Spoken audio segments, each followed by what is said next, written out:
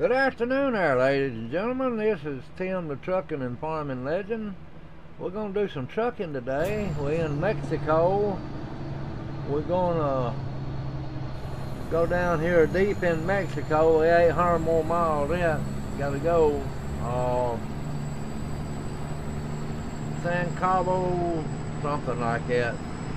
Lucas or something like that.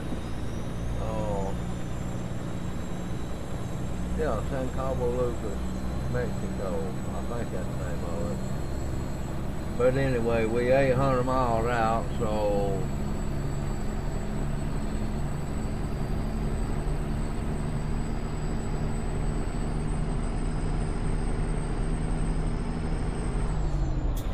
there's the ocean right there on the left over there, and we between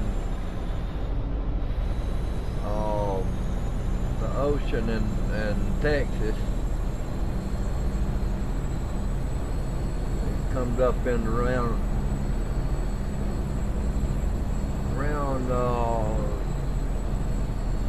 Corpus Christi, Texas, I believe is where it comes in at right there, and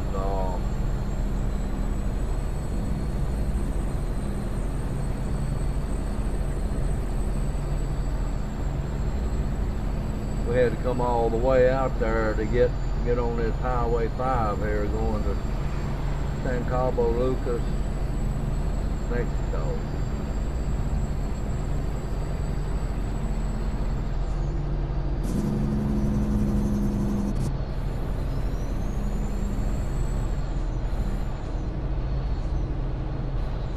There's one of their plants.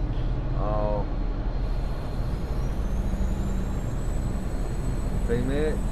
I don't know what that is. El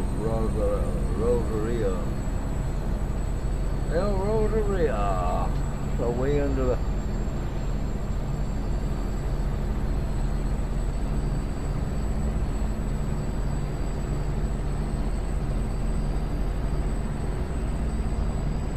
instead of seeing airplanes and helicopters down here, I wouldn't be surprised we didn't see flying saucers down here. That's the way it was last time I was down here on that other trucking sims I had, trucking across America. I come down around Roswell and up in there, I seen flying saucers. We got dirt road right here.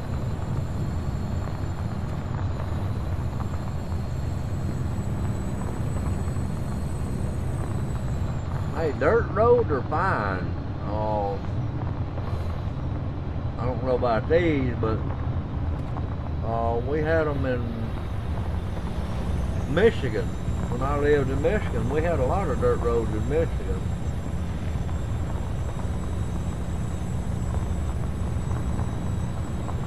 Cheaper to keep up, dirt roads are.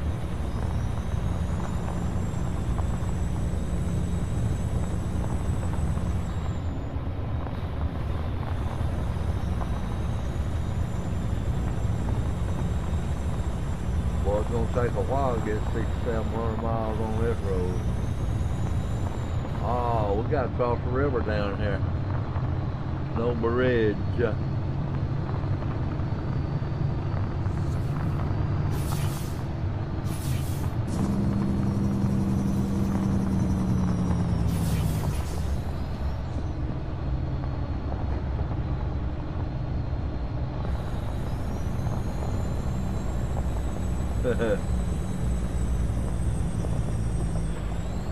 That wasn't too bad.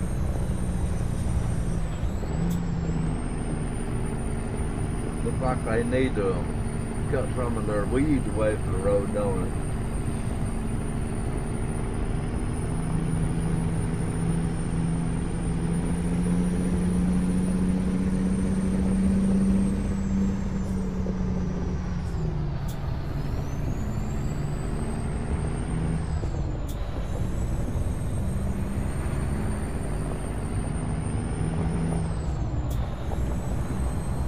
I can feel it in my steering wheel. It ain't too bad bumpy.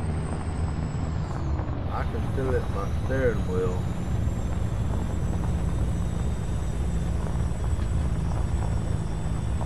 But they do need to cut these limbs, these things away from the side of the road.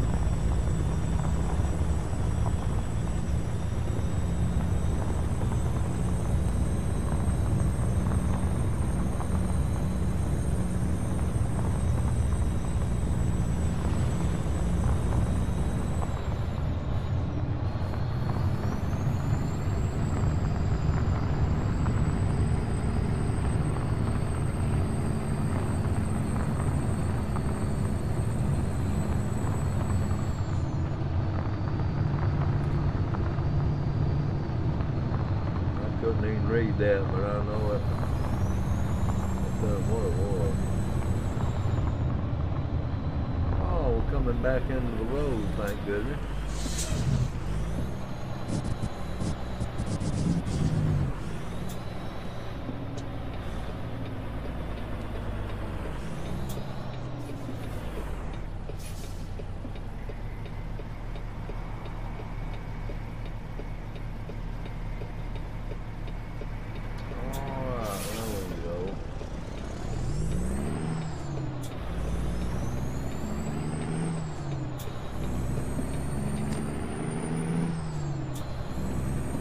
Wasn't too bad.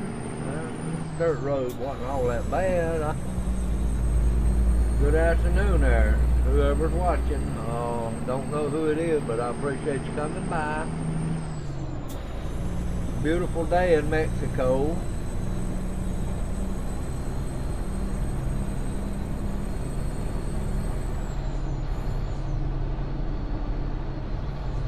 We got some slow cars out here. Truck.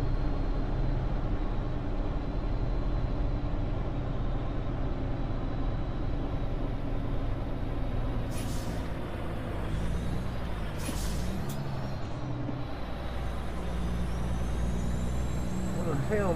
That's a streetcar up there in front of us with wheels on it, looks like.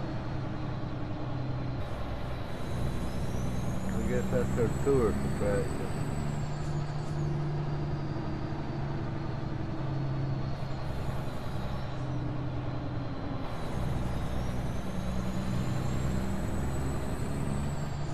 Hey Zach, good morning, good afternoon there, X-Speed Racer, how you doing?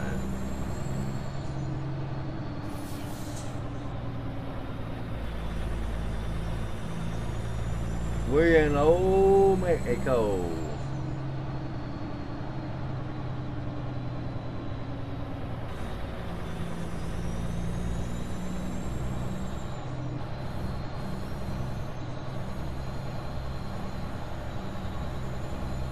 Going to San Cabo Lucas, Mexico. So we got about 699 miles to go, but I gotta get it. I'm having a great day there, Nemo. How are you doing, buddy? Speed Racer, Zach, how y'all doing today? Day after the 4th.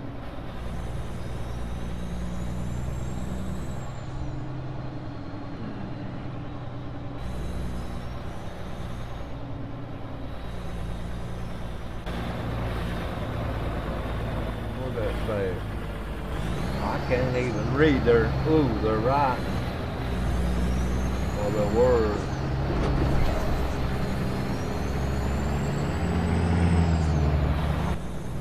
Can't read that. I was trying to read it. That's good there, Racer. That's good.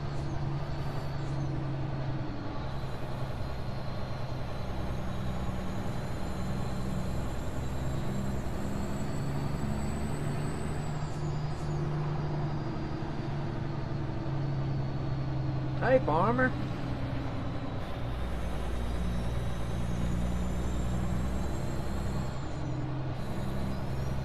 We're in Old Mexico, farmer. I'm doing good. If I can get past these two up here, I'd be doing great.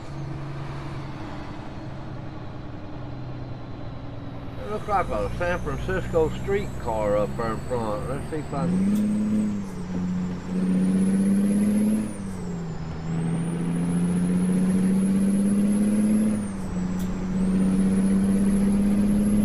got to get up and go when you have to have it now, that's for sure. I'll be doggone, there's another one up here.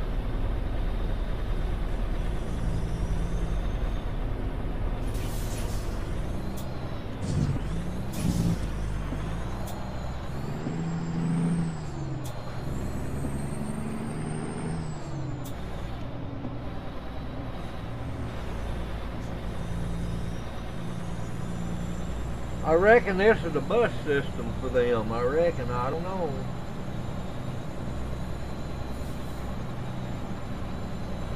Put a Patera, where did he go? Oh, that's weird there.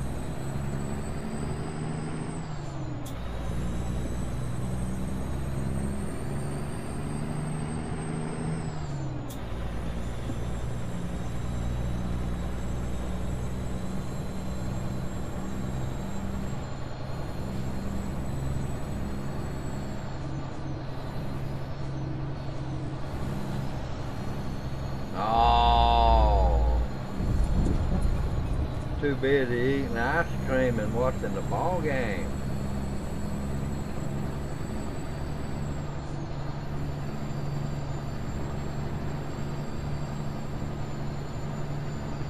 Well, I see they ain't got no garage down here. You know what? I've been down here a while, and these speed breakers they got, it wouldn't be a bad thing for us to put them in our streets in the cities. You know what? Keep people from speeding.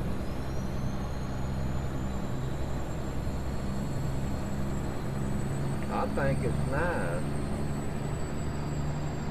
We had fireworks up above the house here last night, Farmer. They had every year they have a big fireworks right up above the house here. We can see it real good. It lasted probably about an hour, but they probably got about $6,000 or $7,000 worth of fireworks they put off up there. Everybody pitches in, you know, that were up there. They had a big crowd. You could hear them up there talking and everything.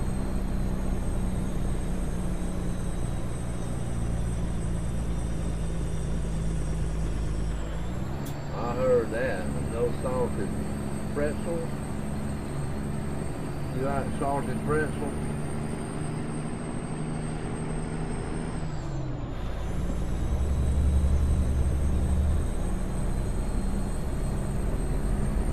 I like the round ones. I don't like the ones that pretzel type. I like the round ones.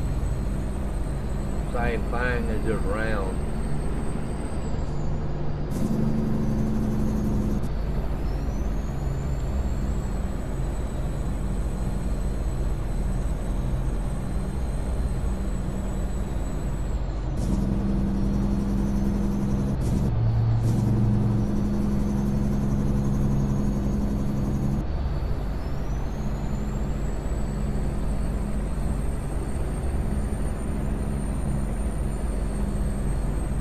This is the first time y'all seen old Mexico on here?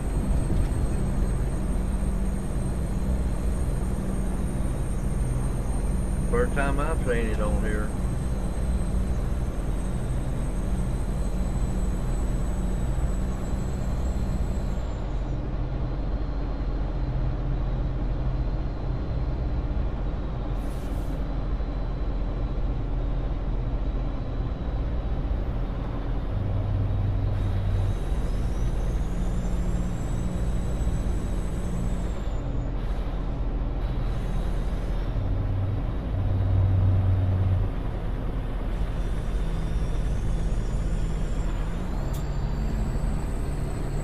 Philadelphia, Pennsylvania.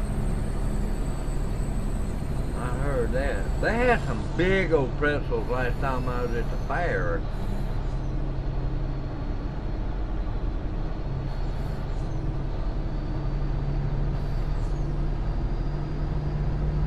Oh, I got ways of doing it, Bubba.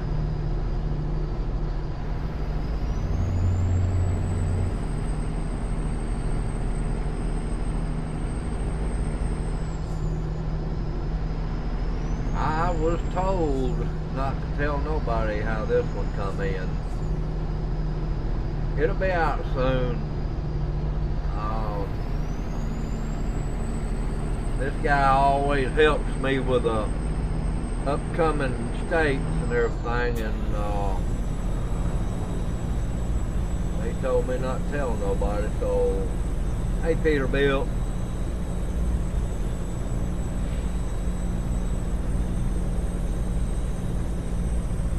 I can't let you know yet, farmer.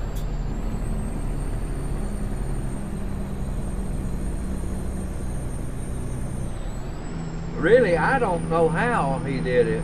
He got in my computer and done it himself. I really didn't pay no attention to it. He did it. He got in my computer and done it himself, that farmer. I'm lucky to have a friend like that, you know, that helped me. He's a good guy. He just lets me know ahead of, you know, give them to me ahead of time.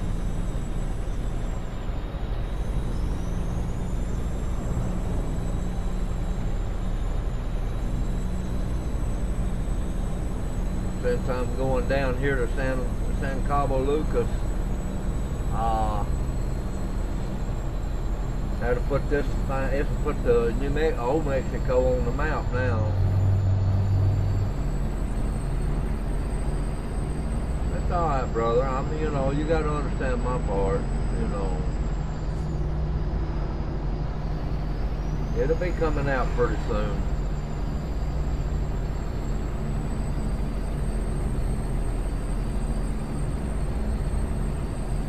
Brother, I tell you what, I got few and far in between friends like that. He's always helped me. He got me coast to coast. Really, it's the guy that owns Coast to Coast that is my friend, and he does good. We have a good time when we get together and talk. They done a new upgrade on Coast to Coast. I got it, and then he put this on here for me.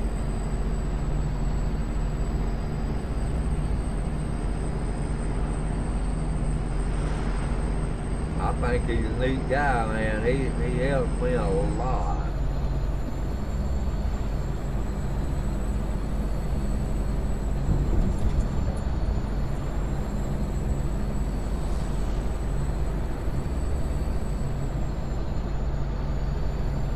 We 573 miles away from San Cabo. I hope they got a garage down there I can buy. And put me some trucks in Mexico. And I won't have to come down here as much. I'll have trucks down here.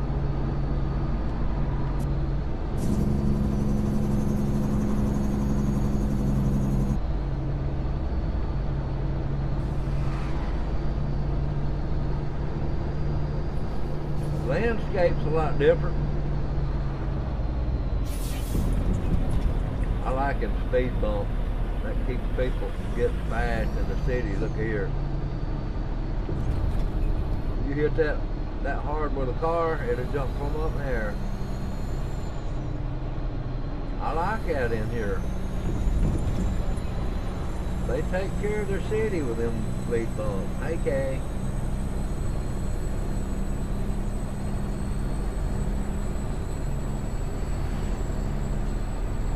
King, is that what that says? I can't barely see it. King, how you doing, buddy?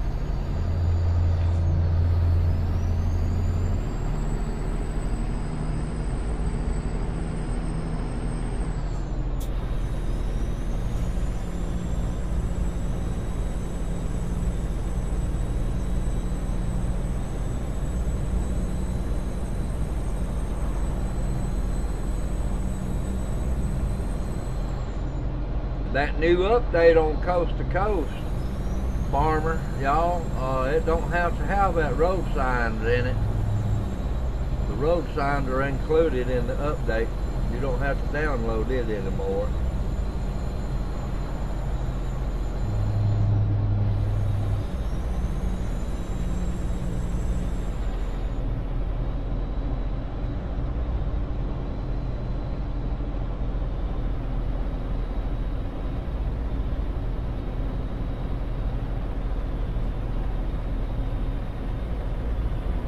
I know who you're talking about, I believe. Mad Miner.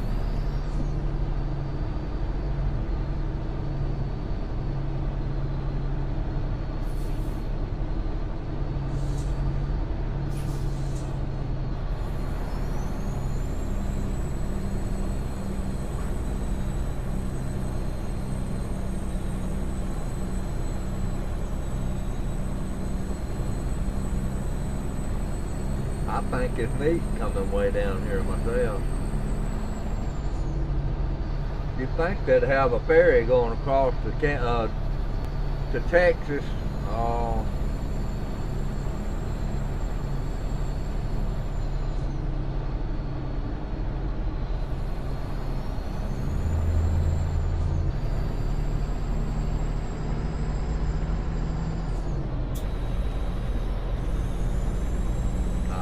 I heard that.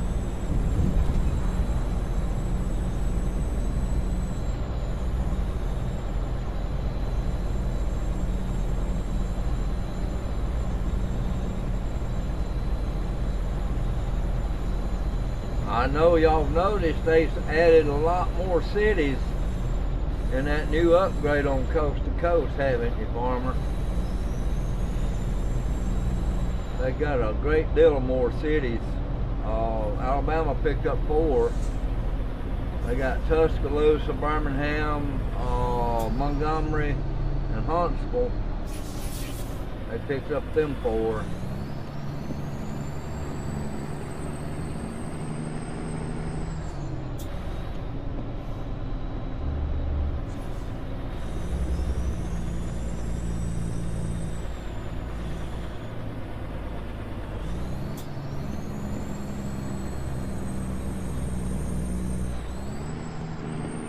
Yep. I done already got a garage in Birmingham and Huntsville. I got 10 people running in Birmingham and Huntsville. Alabama coming out there.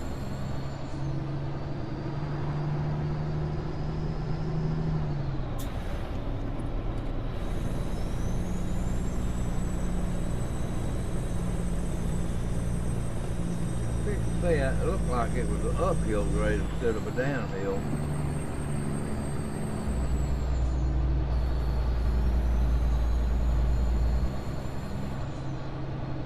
They still got them things on the side of the road.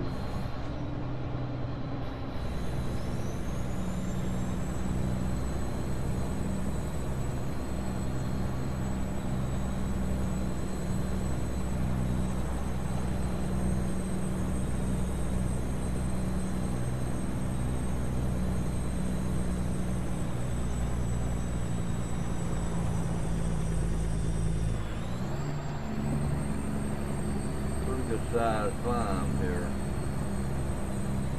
Incline.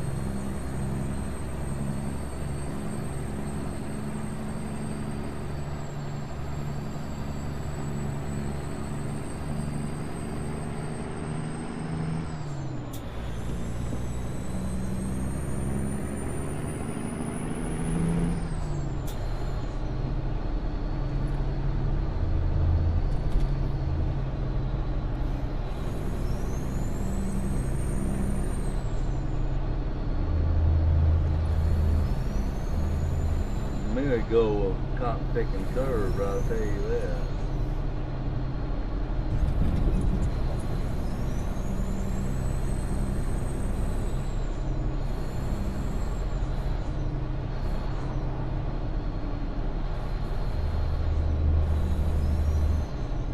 I don't see how they did that.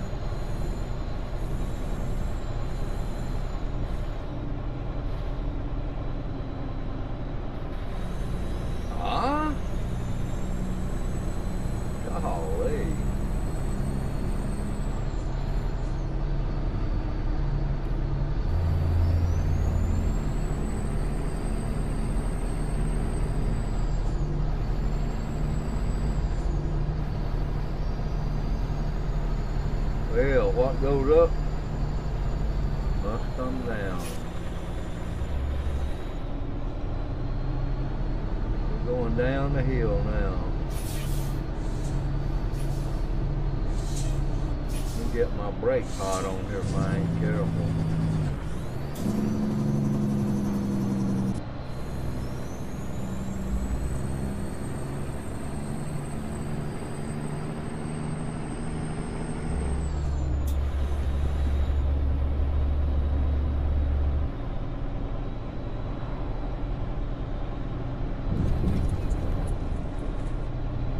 Truck stop here. Something. No, that's the rest area.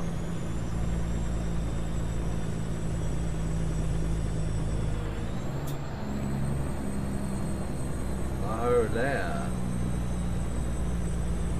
Sun Rosalia. There's the ocean again, y'all.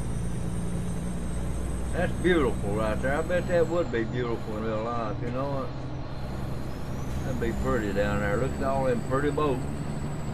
Rich people.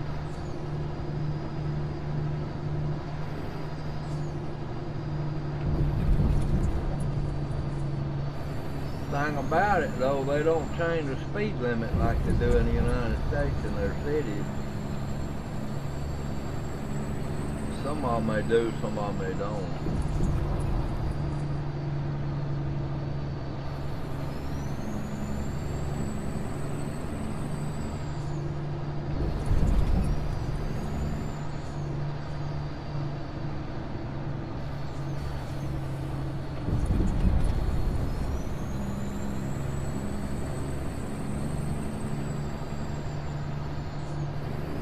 I didn't even catch that one.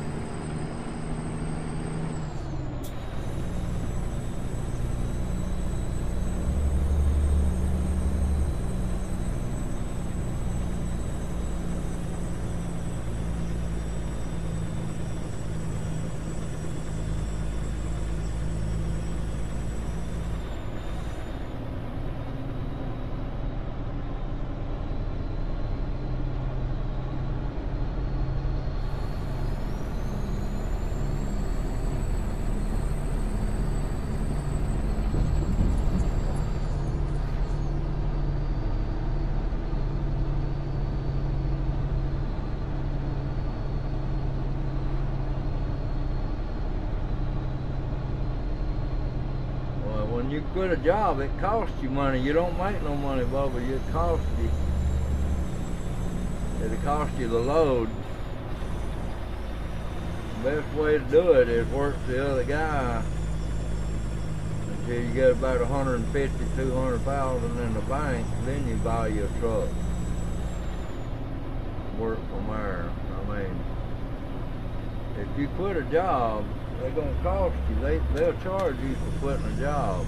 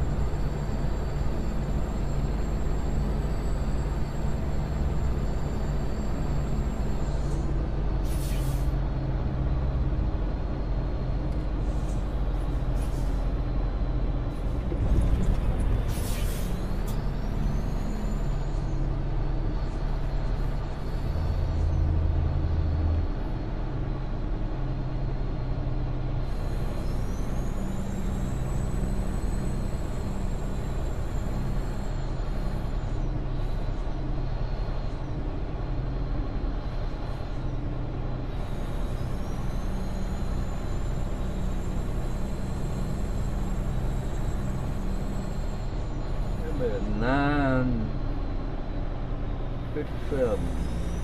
Just about 10 o'clock here. In New Mexico.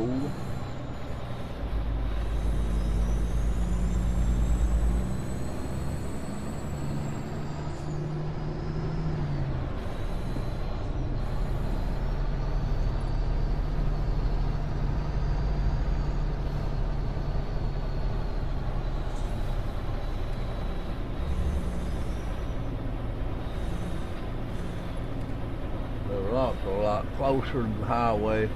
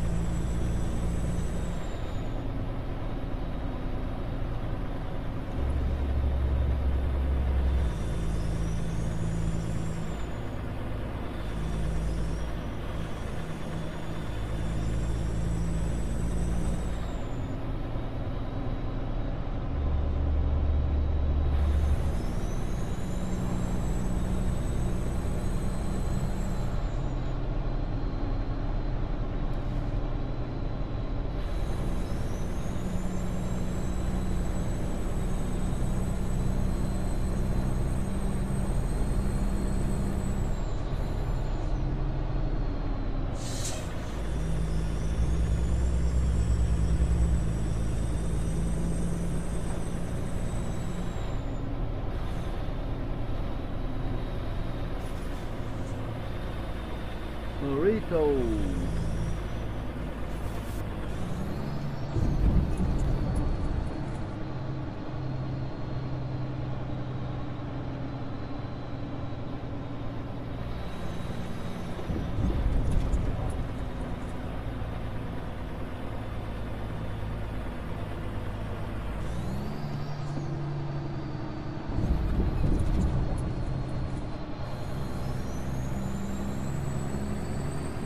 Tidbit.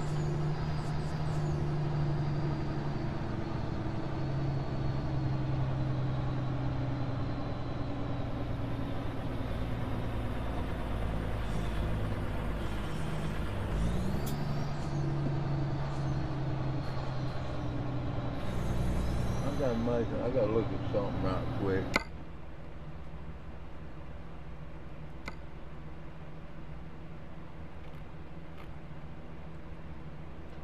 No, that ain't where I thought it was. I thought that was the garage right there.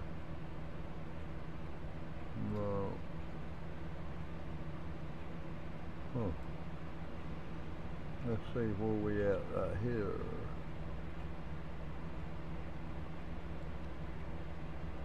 We way down into Mexico already. We get down here, Cabo San Lucas, we had to turn. Go right back up through there. Well, I just want to make sure they want a garage I can buy.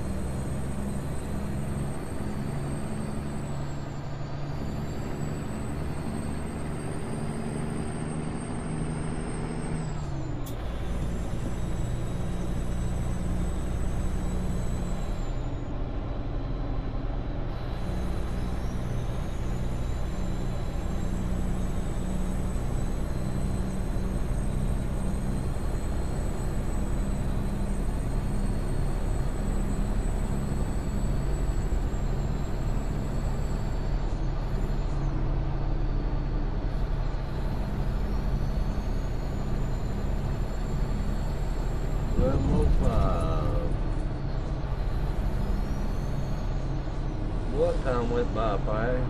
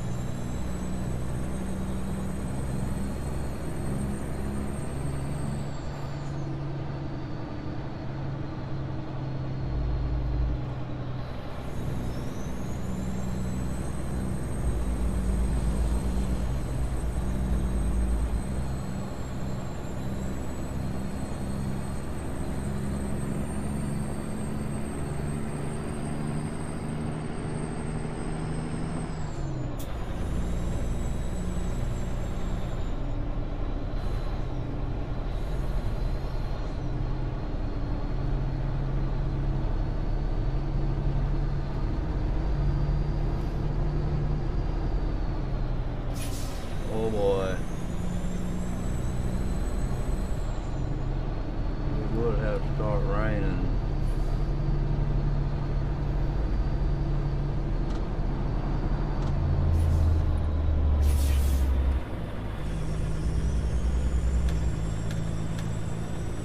Darn alive.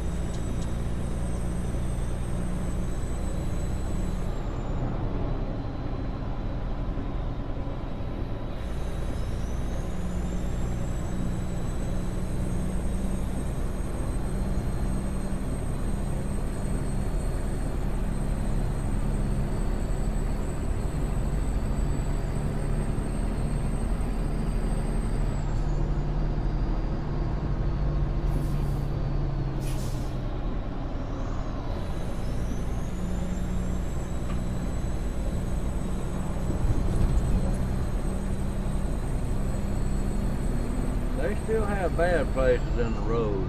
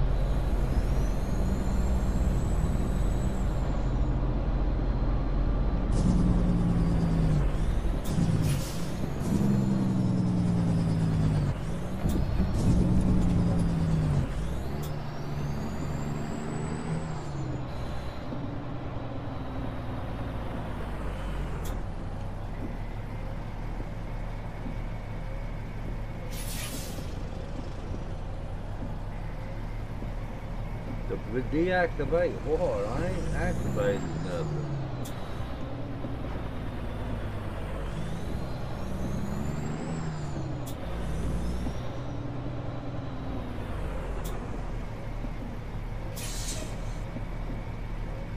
Retarder? Well, how it activated those keys?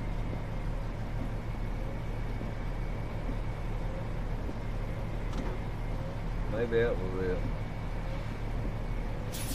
No.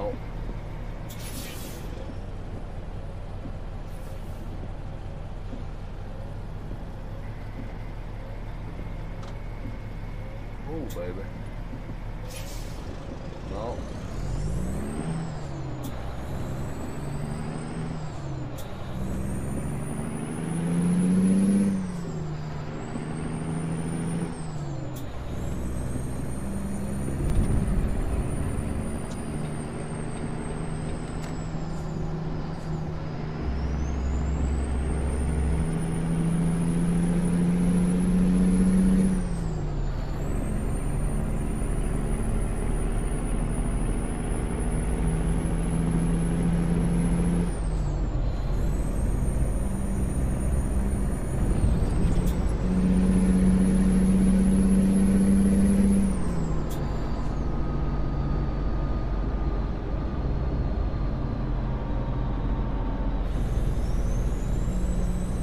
I don't know which key they're talking about. That's just this one right here.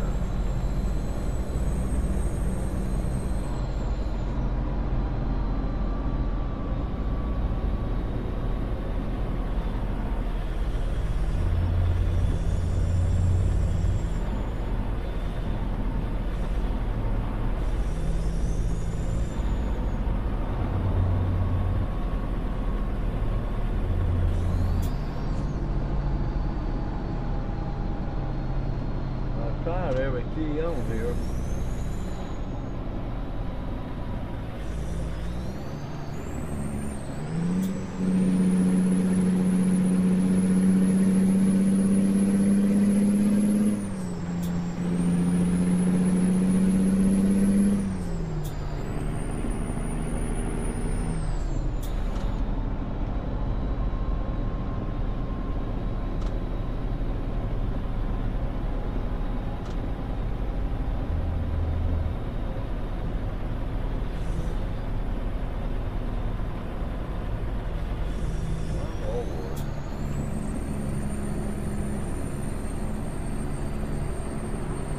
Can't put my cruise control on when I get that cut off.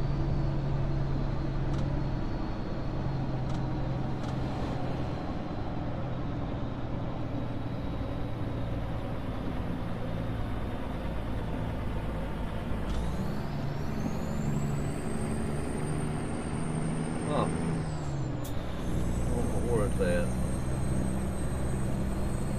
Tried every one of them keys.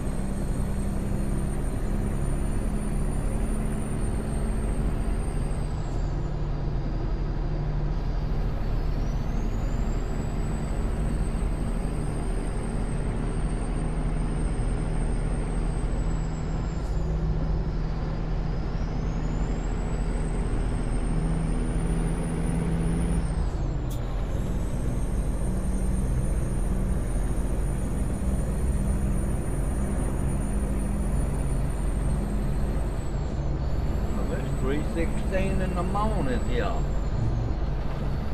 No. Yeah. This potato pan full of roaches. That's right, throw them away. Well, I didn't know why you Give left. them to the dog, that's what I got them out for, brother. Well, I didn't know why you left them out. For the dog.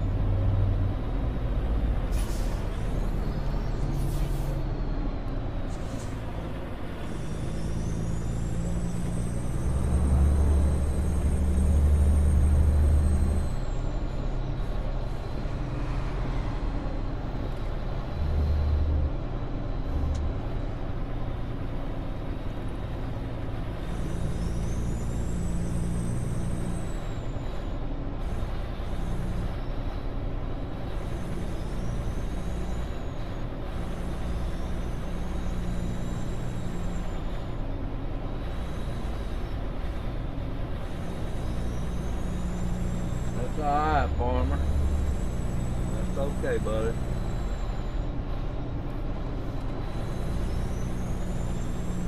Appreciate you letting me know.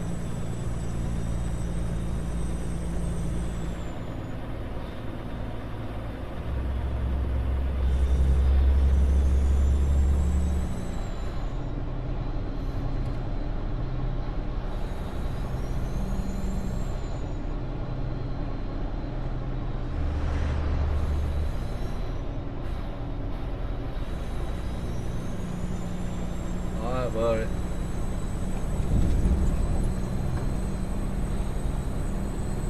I think I got to make some more coffee here in a minute. I'm out of coffee in my cup. Get down here, I gotta get some coffee.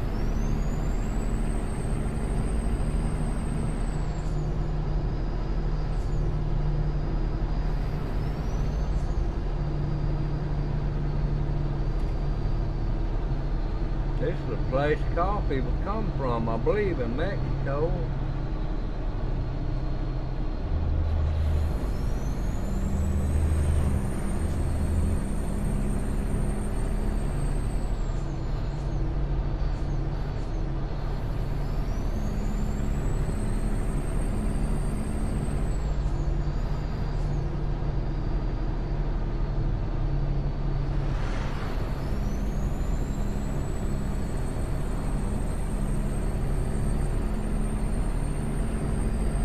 Hang on a minute. I'm a coffee buff. I tell you what, I gotta have my coffee, so don't hang on just a minute. I gotta have my coffee.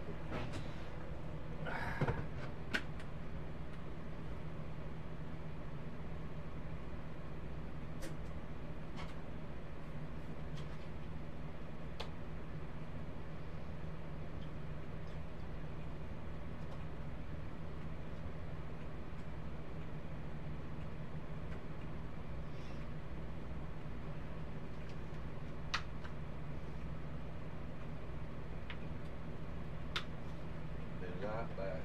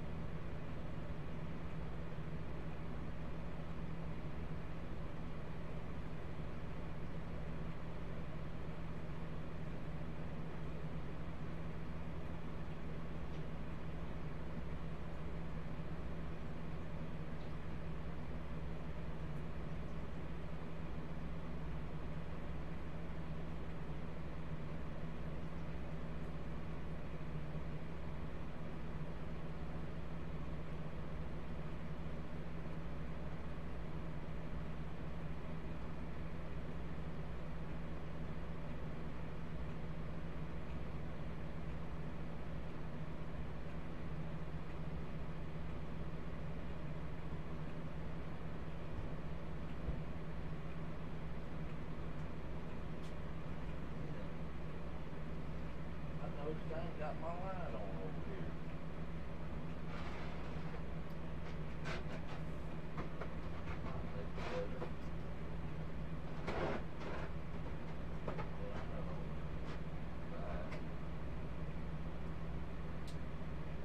That might make it better there. I haven't even noticed over there on my screen. Have to turn that one off and that other one on. I had the wrong one on.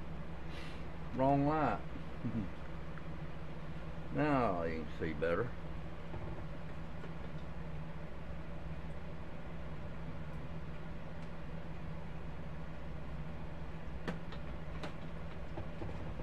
Won't be long. I have to make some more coffee.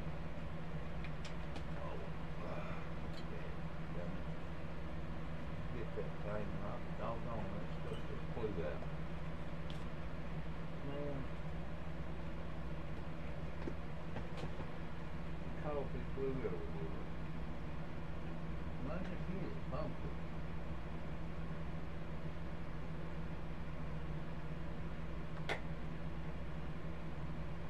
Just bumped it, I mean, it went everywhere.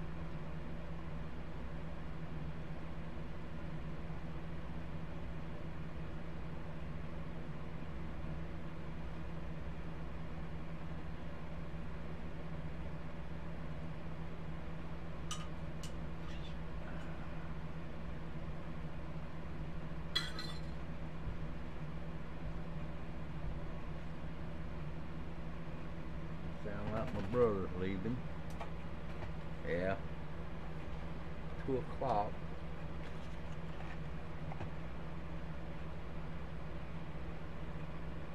I heard you. I had to get mine, buddy.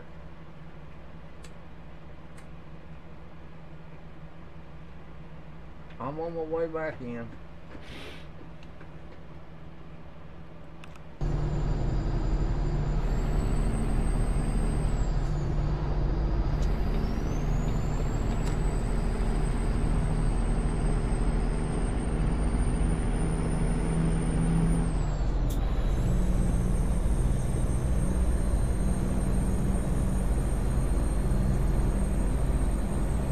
Whoa! Wow, God, look what I just did. Wow, I'm not believing I did that, y'all. Looking at something else. Sorry about that. I seen it when I did it. Wasn't nothing I could do about it.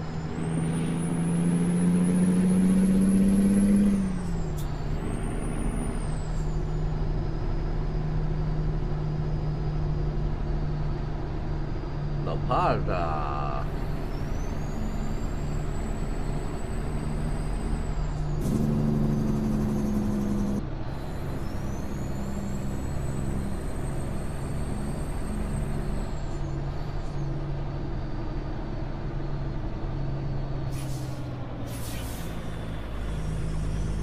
Well, people, I'm gonna tell you what, we're deep in Mexico. We are deep in Mexico, that's for sure. San Lucas to the left, right.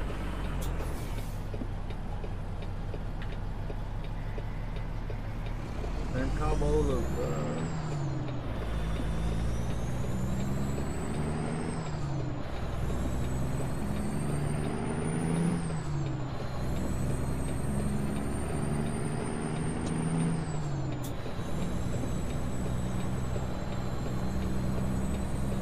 No, it's just sometimes you make mistakes.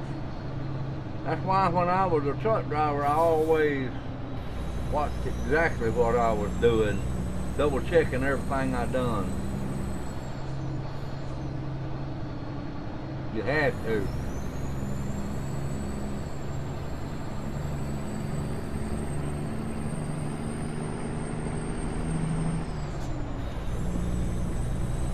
A wreck like that in real life would have totaled that truck out.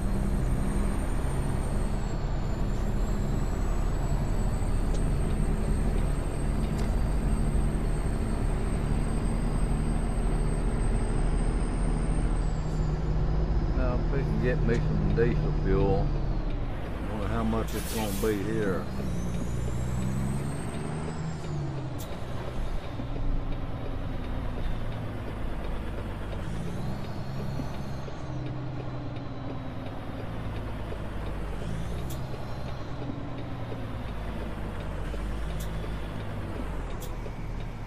God almighty. Y'all see that? $6.47 a gallon. Jesus Christ.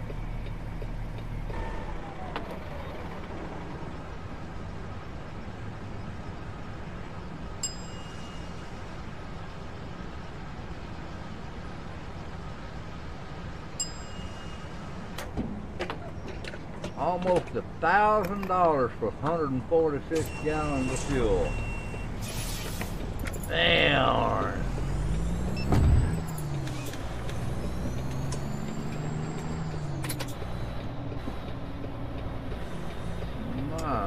My. Hi.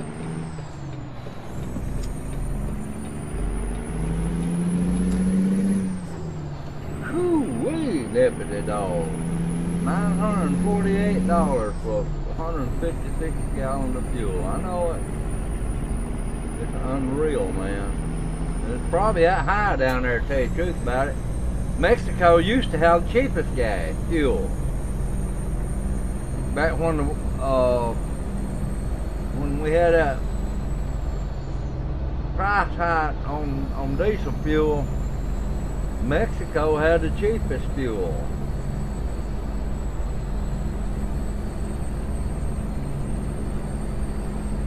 Woo!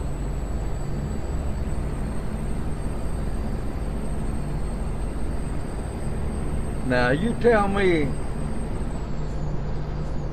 a trucker that doesn't have the money that I've got in here, how much it would cost him here at the border.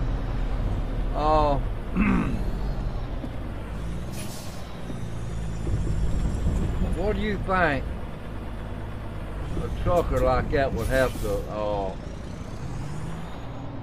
pull that out of his pocket? They ain't gonna let me through, are they? Well, what in the world?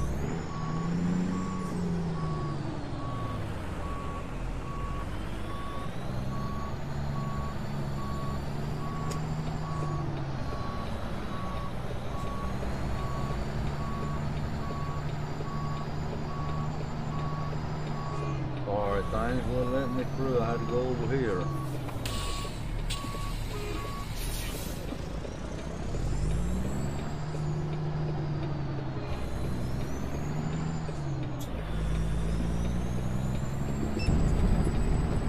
Y'all happy. $25 come down here in their place.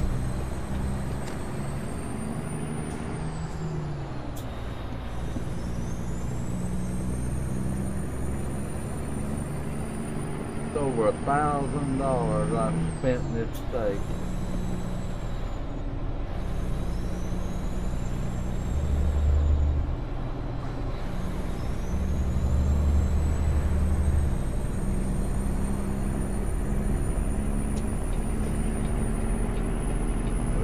Yeah, I know. I'll tell you that.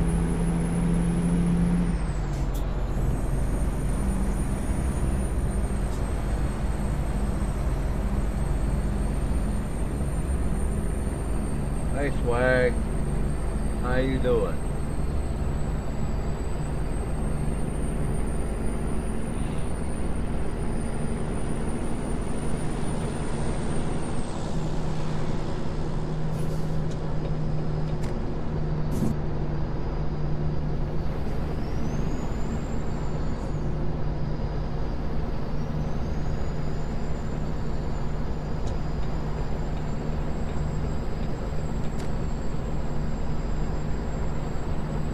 I'm doing alright.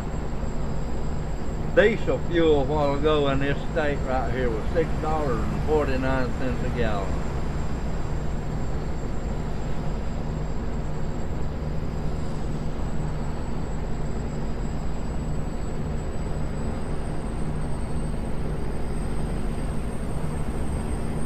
I know, brother. I know. If it weren't for truck drivers, we wouldn't have no country. And you know that. Everybody ought to know that. Trucks brings everything we have to us. Trucks. And people ain't got sense enough to know that. Without trucks, America would stop. Yeah, exactly. Without trucks and farmers, America would go hungry. America would go hungry.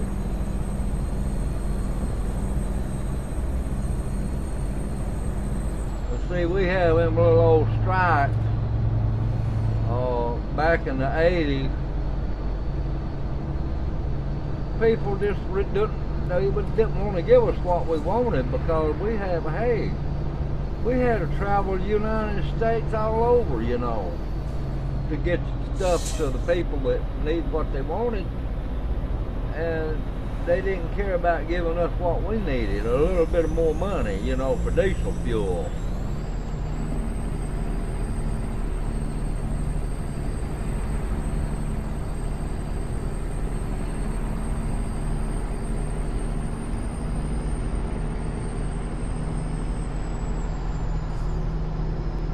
We're almost here.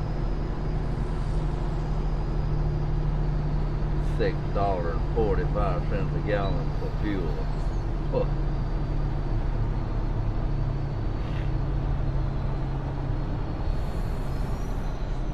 Now, if it got that high here in the United States, we'd have a truck strike. It wouldn't quit. You can bet on that. Cabo San Lucas, we are here. We are here.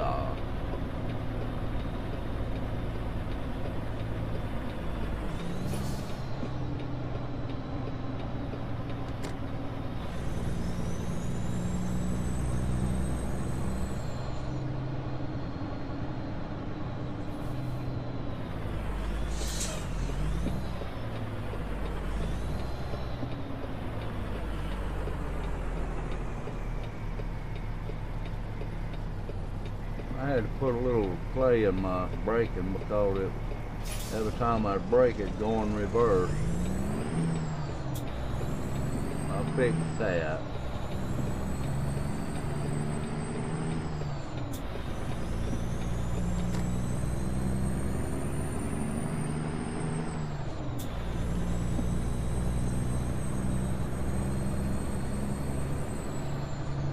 Boy, that dope center's everywhere. Cat play.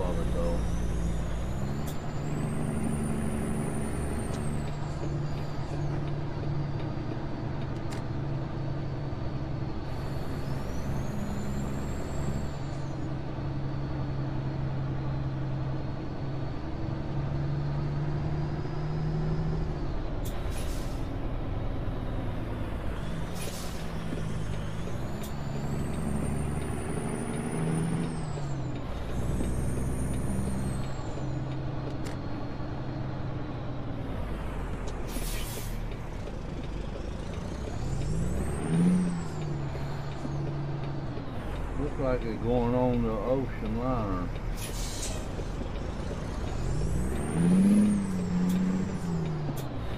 Yeah.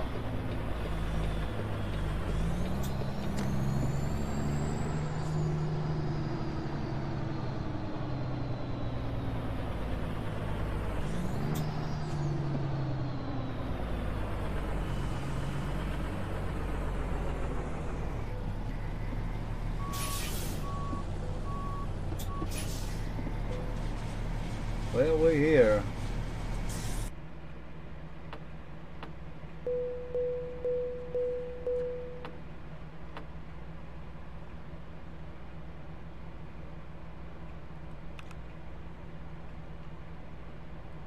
Divine Champion.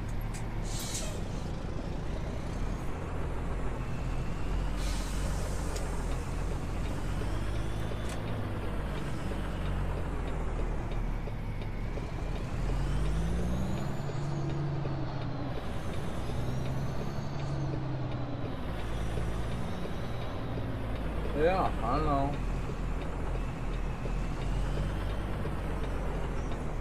Let's see where I'm at here. I ain't seen a garage nowhere. I was hoping there'd be one here in Cabo San Lucas. There's not one. I cannot believe that.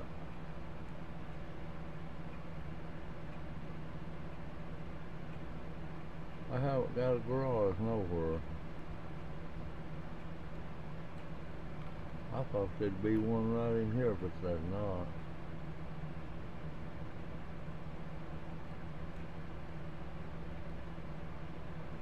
Huh.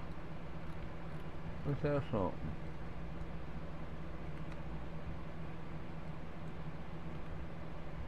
Hey, one here, right there.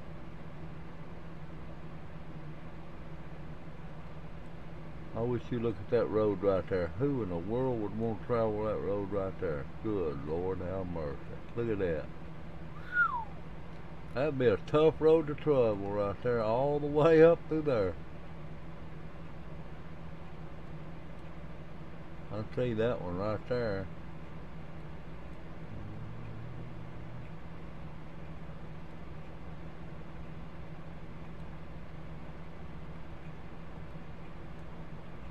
Lord, these roads. Man.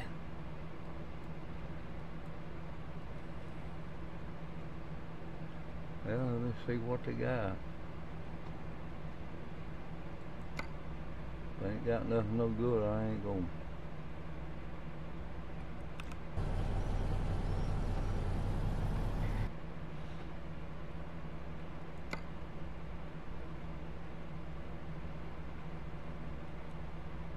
Cabo San Lucas. Fargo, North Dakota. Yuma, Arizona. Fargo, North Dakota. Good Lord.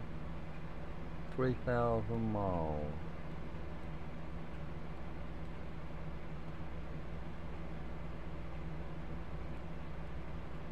My. Might as well take it. I might as well take it.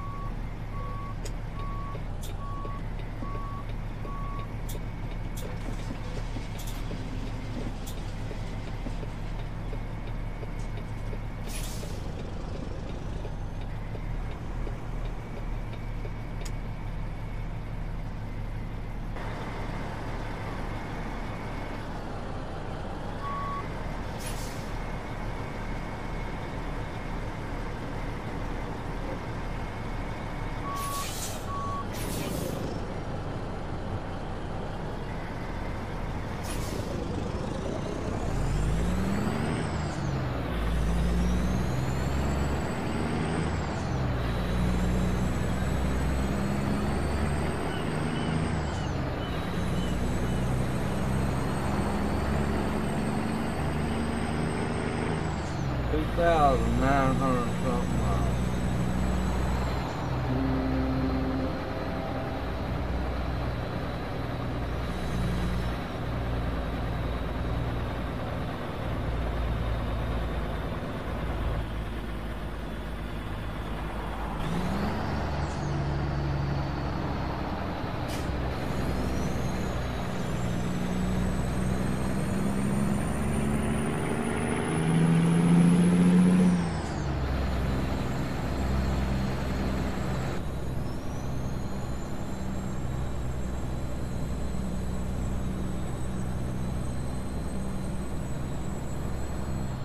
How long is that gonna take me to go 3,000 miles there, farmer?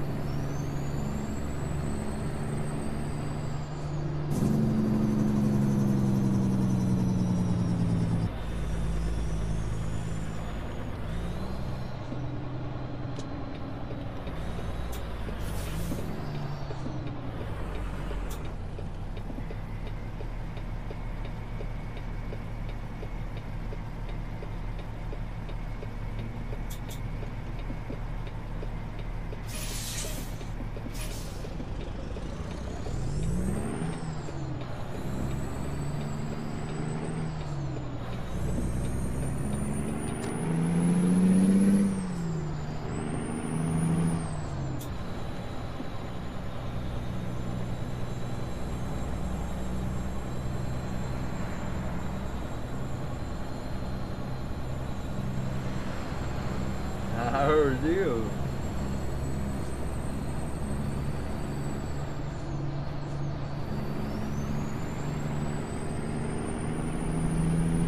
We did it, didn't we? We made that first run to Mexico.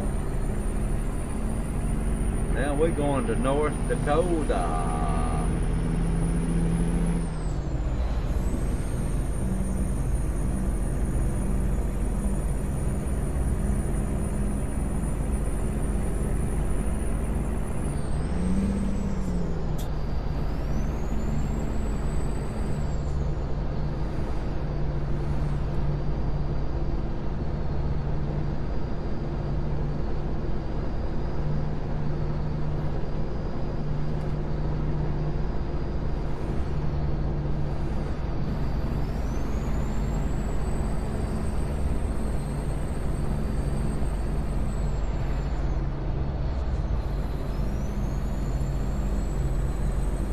Well, whoever's on here, they may deliver the first commodities to Mexico, so that's a milestone right there in itself, that farmer. I've been on here going on 3 years, and this first time I've been to Mexico in here. I've been to Mexico in real life, but not on here.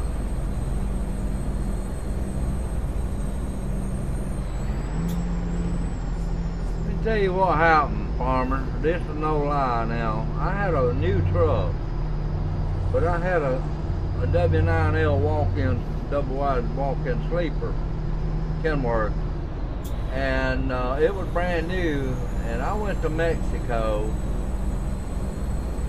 and there at the border, they said, you can't go into our country. You have to let one of our drivers carry your truck in there and unload it and bring it back out. I said, that ain't gonna happen. I said, they ain't nobody gonna drive my truck. This truck is my home. It's my way of making a living. And no, I said, why don't you just let one of your men go with me, and I'll go in there and unload, and I'll be happy to come the hell back out, straight out. But I said, nobody gonna drive my truck.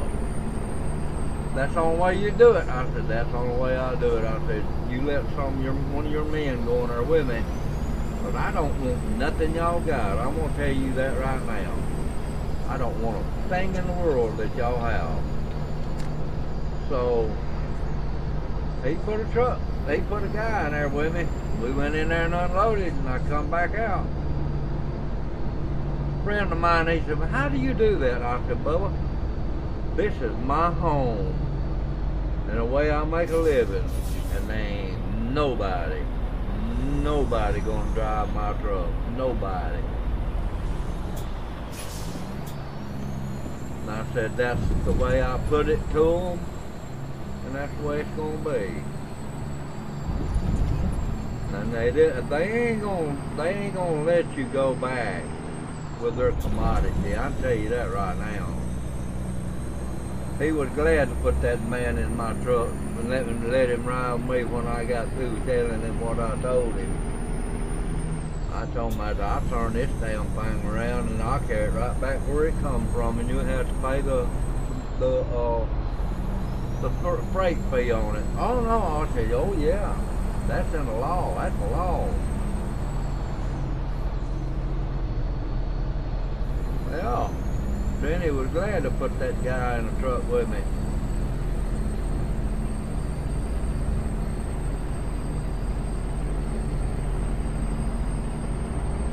You got it. Brother, you won't never meet another guy like me, ever. Because a lot of people let them push you around. This old boy here, he wasn't pushed around when he was on the road. I can tell you that right now. I can tell you things that they tried to trap me in on traffic tickets and all that. And I told them, I said, there ain't no way that you gonna give me a speeding ticket for something that one of my friends up there did. I said, you ain't gonna give me no speeding ticket. I don't care what you call it.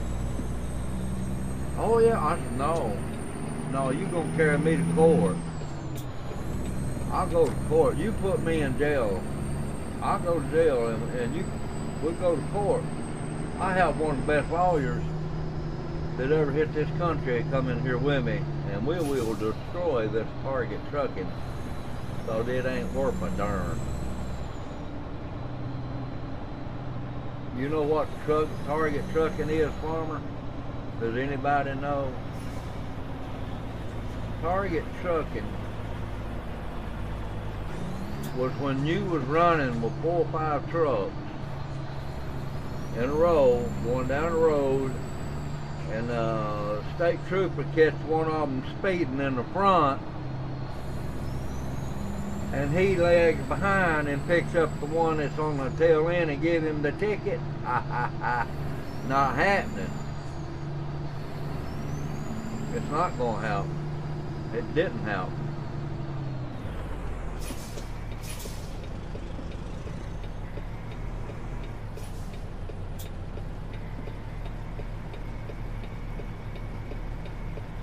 He said, you'd go to court and let me arrest you, wouldn't you? I said, you dang right I would. You got it. If you don't believe me, go ahead and arrest me, and we'll go to court. When it comes court date, I'll have one of the best lawyers ever hit this country come in here to defend me. Nah, no, we ain't gonna do that. I said, well, you ain't gonna give me no damn burn ticket neither. He said, just go on, get out of my way, get out of my face. I said, I'll go when I have to. I said, you got the option to turn around, walk back to your car, get out of my face. You the one that pulled me over.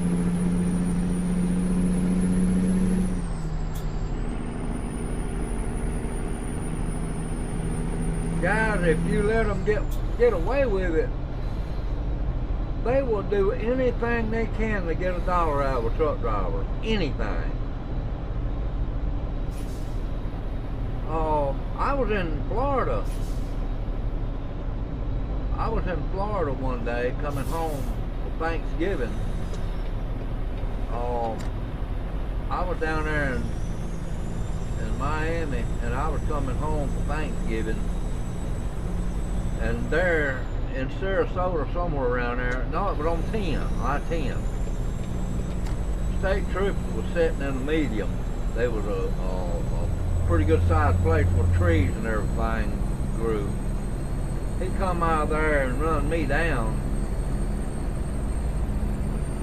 I was running 72 miles an hour. He pulled me over. He walked up to my truck. I got out of the truck. He walked up to my truck and he said, "What's your hurry?" I said, "What do you mean, what's my hurry?" I said, "I was running 72 miles an hour." He said, "No," he was running 78 miles an hour. I looked at him, I said, "I tell you what, if you can get 78 miles an hour out of that truck right there going down the road, I'll give it to you." He said, "What do you mean?" I said, "This truck won't run but 75. And that's downhill." "Oh, I'm going to give you a ticket for 78. I said, "No, you're not." "Why, what do you mean?" I said, "Because I wasn't running 78. I was running 72 miles an hour when I seen you, when I picked you up." And he just kept on. "I'm writing you a ticket." He wrote me a ticket. Farmer, my hand to God, when he wrote me that ticket, I took that ticket and tore it in 1,500 little bitty pieces and sprinkled it on the back of his deck lid of his patrol car. And when I did that, he looked at me like, and I told him, I said, "No," I said, "you ain't gonna give me no speeding ticket because I wasn't speeding." I just carried Jill. I had my hands out. I said, "Let's go." I said, "Brother, I got a lawyer that'll come get me out just as soon as I get in there. And when we go to court, he'll make you wish you didn't have a job with the state trooper's office." I did that. I promise you I did that. People let them get away with stuff, man. They'll do anything for $1. If people let them do it, you got your rights. And my rights was, I lived in that truck. That was my home. And I had a right to protect it.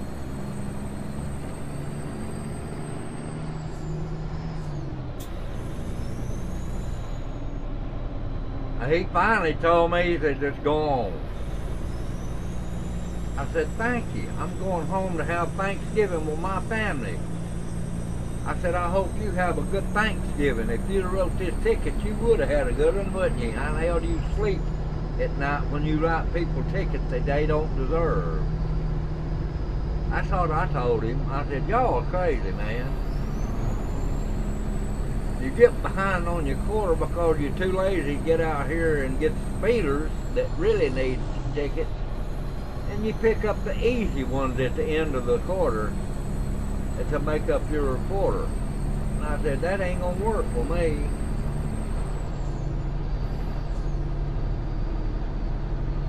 They did me that way in Tennessee one night. I was in Nashville there, right outside of Nashville there on Interstate 65, and state trooper pulled me over, and I got out of my truck. I stood in front of my truck. He walked up to me and I said, "Officer, what did I do for you to pull me over?" He said, we running random checks on the truck." I said, "Nah, no, you can't do that on the interstate highway. I know the law."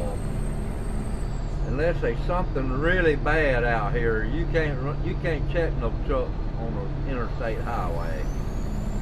How do you know? I said, because I was a police officer for 7 years. I know my stuff.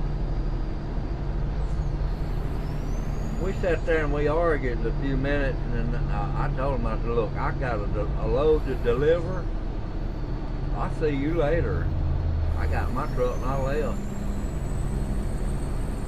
Stuff like that.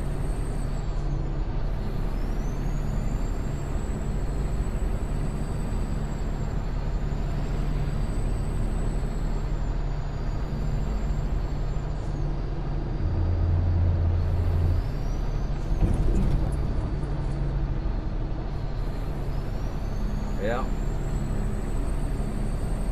See, these young guys that's coming up in this world there, farmer, that's going out, and these young women that's going to be truck drivers, I feel sorry for them, because they're not going to talk to nobody like that.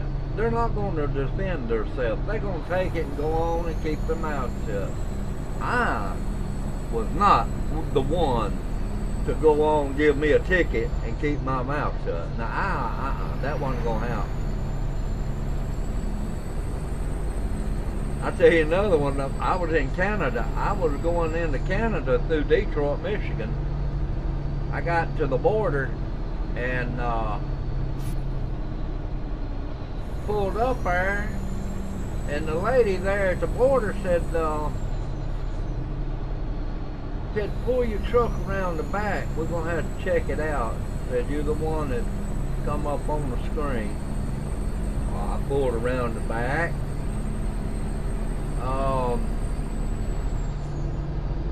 This guy started to get in my truck. He didn't ask me. He just stepped on my truck and started to open the door. And I told him, I said, when you open that door, and without asking me, there's going to be trouble right here in the middle of Detroit. What are you talking about? I said, that is my house right there. He's standing on the step. I said, if he opened that door and goes in there without me telling him to, he's breaking and entering my house.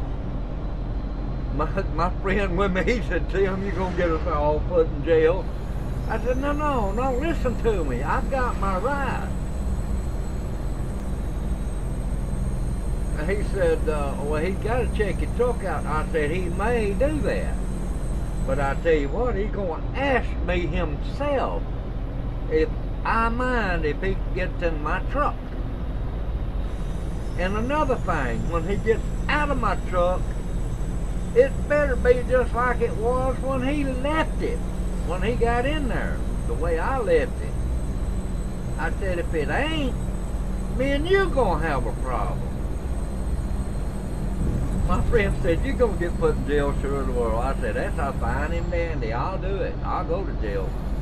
But you ain't gonna get in my truck and tear my truck up. That's my house. And buddy, he looked at that guy that was fixing to get in there. He said, you ask this man if you can go in there. And when you go in there, you look around, you better leave it just like it was, because we ain't up for no trouble. And the man done told you when you mess his truck up, there's gonna be trouble. When you step back out on the ground, he's gonna nab you. And I told him I'd nab him. And everything went well. My friends told me, he said, man, I wouldn't have done that for nothing in the world. I said, no, you'd let them get in there and around check your truck and never would have said nothing about it. They ain't gonna do mine that way. That's my house.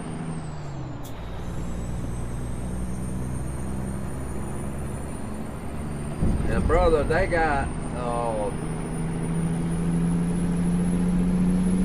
over the United States, Canada, everywhere. They know that I've been there, and they know who they can mess with and who they can't. So that's my story, and I'm sticking to it because that's what happened.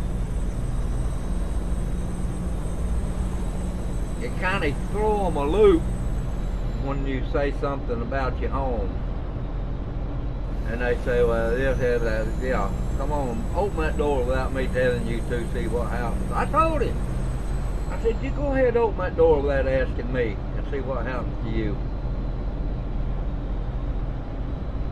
And that, at the superior officer, he said, you don't open that DAMN door without asking him, man, because he's right. This is his house. And you cannot enter his house without him asking you to. Or let you. So I got along with that. And I worked out of Detroit into Canada many, many years. And I never had no more problems out of them. No more. They got to know me by my name when I'd pull in there. Hey, how you doing today, Mr. McBreer? I said, I'm doing fine. How y'all? We just doing a little random checking. I said, you know the protocol, so he said, yes, sir. He said, we know all about it. I said, go ahead and do your thing then.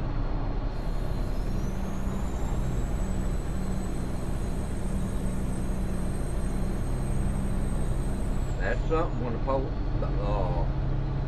scale officers and all that on the United States knows you when you pull on their trap, on their scales. They knew my truck. Of course, I had a big old sign on the hood of it. Well, it wasn't a big old sign. It was a beautiful thing that one of my friends made for one. It was White Knight.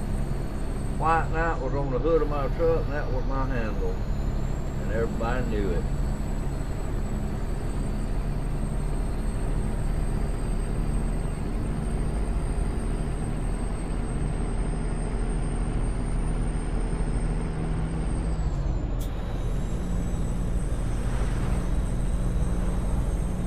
Bigger tires will throw a speedometer off there, farmer. Smaller tires will too. Smaller tires will make it go faster. Bigger tires will make it go slower. It's just like it's just like a bicycle has, what, 8-10 gears on it. When they change a higher speed of gear, the sprocket gets bigger. It makes it pull. Makes it easier to settle on the top end.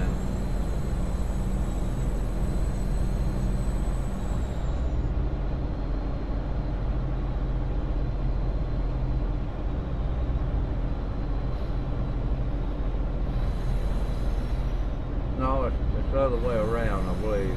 I got to think about that. Smaller the gear, the slower you can go. Pull. Anyway, it's sort of like that.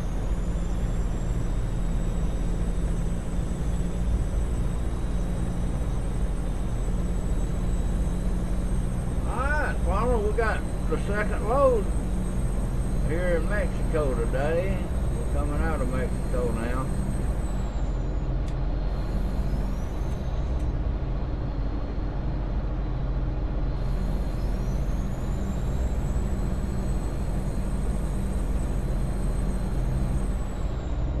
We done come 400 miles.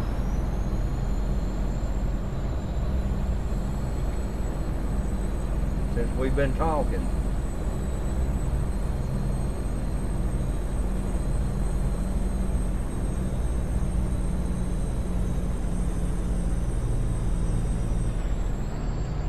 Starts getting nighttime, I'm gonna turn my flasher, my hazmat lights on, because this is hazardous material I got.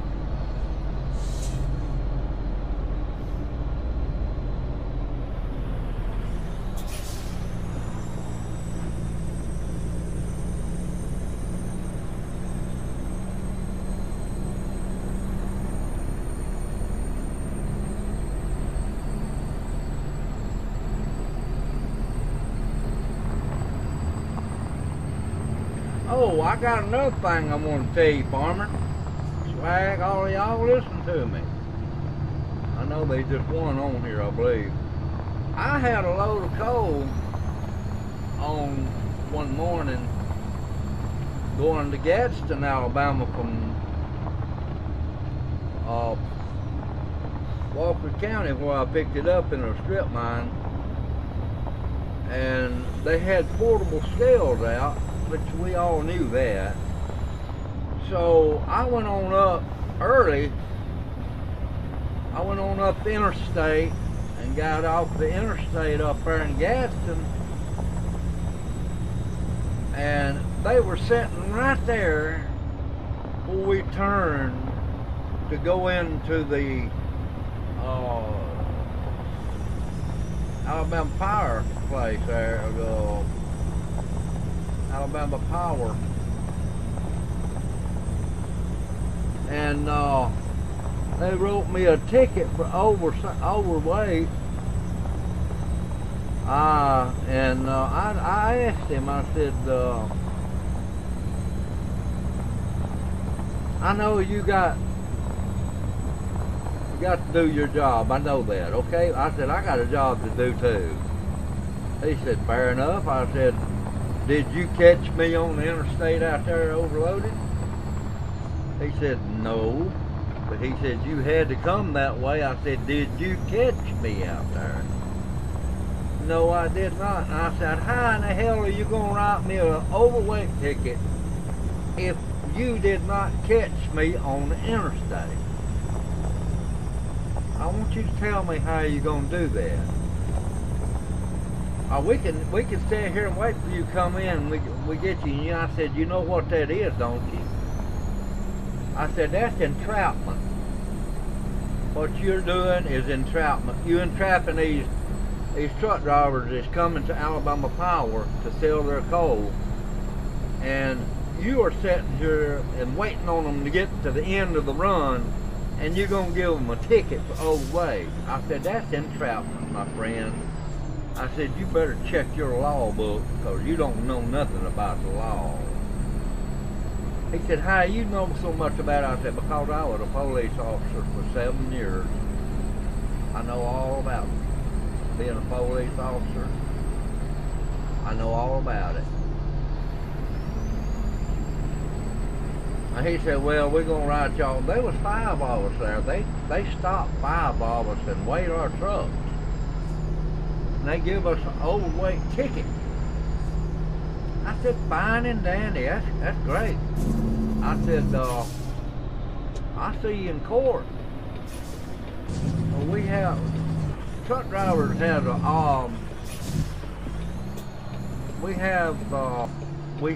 had lawyers that took care of truck drivers, over the road truck drivers, and local.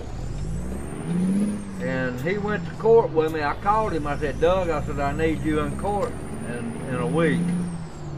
I said, they got us overweight down here. He was waiting until we got to the end of the run. And he gave us an overweight ticket. He said, Tim, he said, Bubba, he said, that's entrapment. I said, I told him that. He said, that is great. And he give you a ticket anyway? I said, yes, he did. He said, we'll have fun out of this right here. Well, we got to court.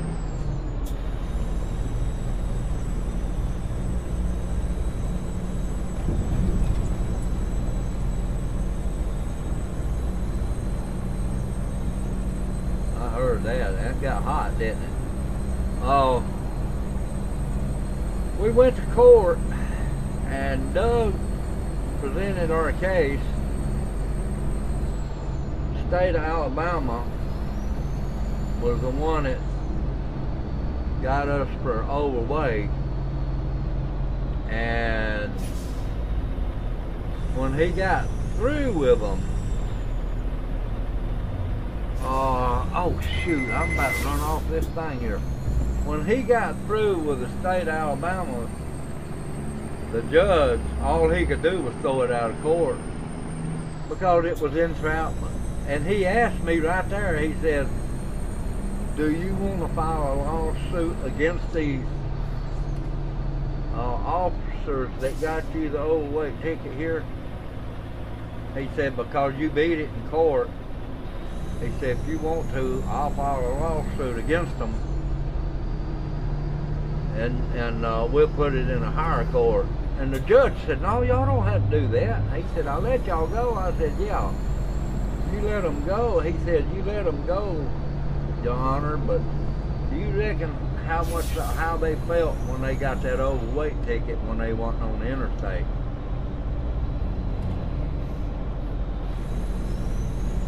So I told him, I mean, he told us, y'all don't worry about it. Just as long as they let it go. They throwed it out of court. And he looked at the judge, he said, we'll be back when they do it again. He said, the judge told him, he said, they won't do that no more. He said, that is entrapment. He said, I know for a fact that is entrapment. So there was a couple of them lost their job because they was smart butt in court, and the judge got rid of them. He told him, he said, you don't do that in my courtroom. He said, you're fired. That's what kind of judge he was. Anyway, everybody had a good weekend, I'm sure. Holiday, all that. But that was my story. Hey, Trevon. I was just telling these people my trucking stories that I had to happen to me over the time. Over the span of 33.5 years, I was telling some of the things that I went through.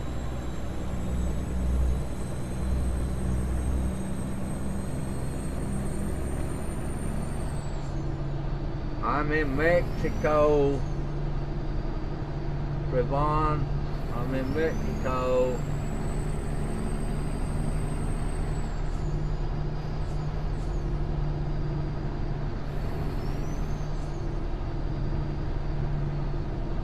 Oh yeah, I do. I've told you some of them, some people was in there.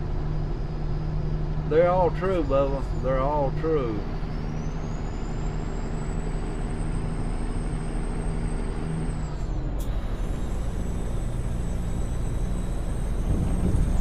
There's a truck on the side of the road right there.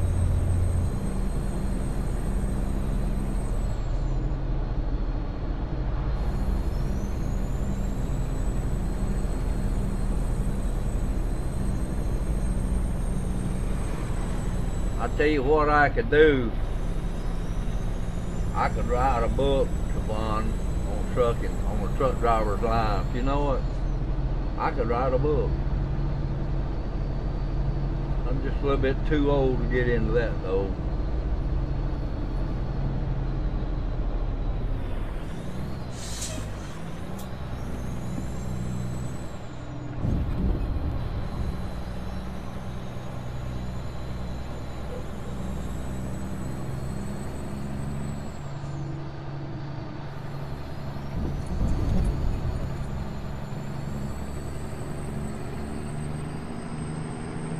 But I could write a book on truck driver's life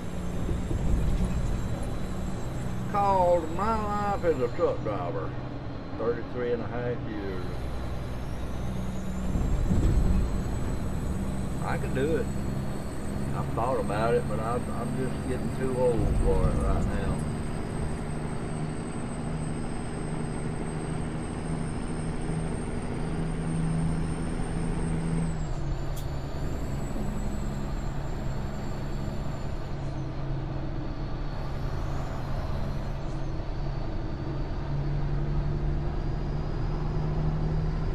Rest area.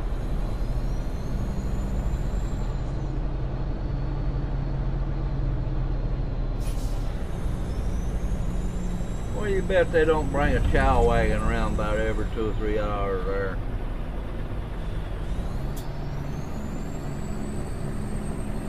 when we was laid over in Detroit up there to get into the hazmat dump, we would be laid over a couple of days sometimes. They had a chow wagon that came out there where we was at 2 times a day. Brother, when you got hazardous material on your truck, remember this, Trevon. When you got hazardous material on your truck, you can't leave it. If you're fueling, you can't leave your fuel, your nozzle. They got good laws about hazardous material, and if it's real bad, they're worse. They're strict on that. I got a load of strychnine. Now listen to me. I got a load of strychnine out of Bessemer, Alabama, and I carried it to Detroit, Michigan, up there, that hazmat dump up there they had. Strychnine. Police officer stopped me on the way up there. We was on, there was about 4 or 5 of us going up there, and I told him, I said, brother, I said, can't you read that blame bill of lading right there? Yeah, but I want to see what you got in there. I said, you don't want to open that. And he got a ladder out of his car or truck. I think it was in a truck. He got a ladder off his truck, and he put it up on the side of my truck, on my trailer. I told him, I said, Bubba, I said, you're not going to open that tarp. You're not going to open that tarp. Well, what do you mean? I said, you're not going to open it. Read the dad blame bill of lading. I read the bill of lading. I said, well, you don't know how to read precaution, do you? He said, what are you talking about? I said, brother, that's strychnine. You could take 1 pin and wet it and stick it in there, and it would kill you if you put it in your system. I said, you think I'm going to stand here and let you unlock that thing? I had to get off the side of my trailer.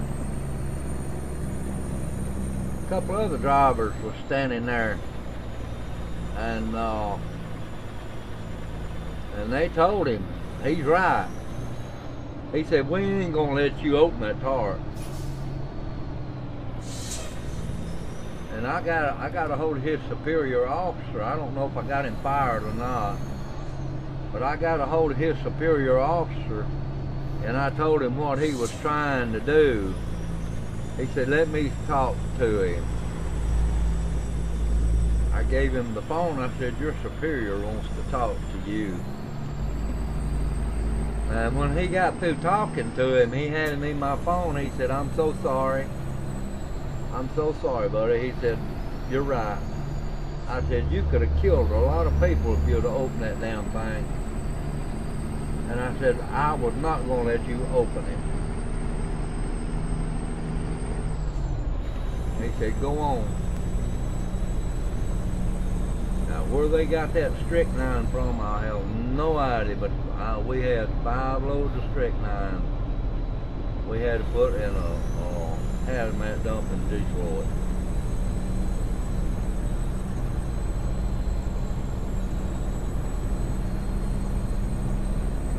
See, stuff like that, Farmer and Savon, stuff like that, you can't let them do it. You got to stick to what your bill of lading goes by, man. And the bill of lading tells you not to leave your truck at any time when you got this on, fueling or whatever. You sleep in your truck, you stay with your truck, you get it off and get it cleaned out. That was the rules that we had to go by. Hazardous material pays more money than regular commodities. But I tell you what, there's a lot more risk to them too.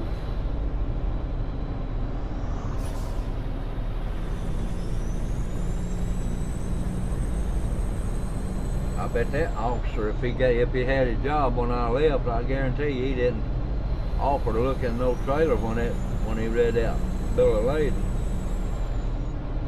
I told him, I said, Bubba, I said, look, I know you got a job to do. I have too, but I said, look at that bill of lading, what it says. Look at it and read the fine print. I said, you are fixing to open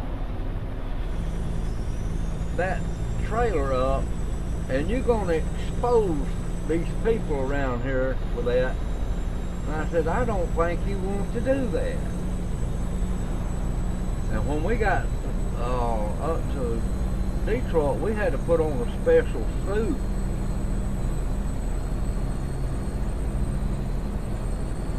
I hear that, Paco. I know it. Paco, I appreciate it. We had to put on a special suit before we could even go in and unload it. Just to untarp it and get it ready to dump, we had to have a special suit on with a respirator. So we couldn't breathe that stuff neither. Oh, it would have killed us to breathe it. I mean, you know.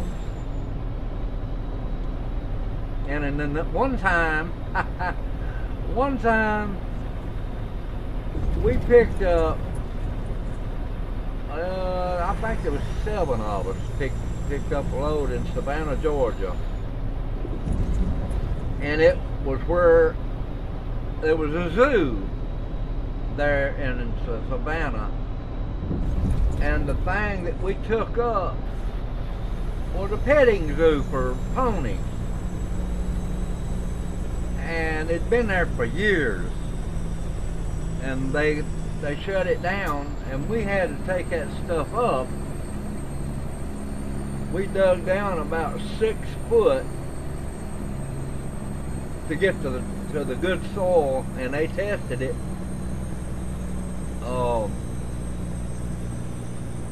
When we got down that far, they was there testing the soil, make sure it didn't have none of that in it.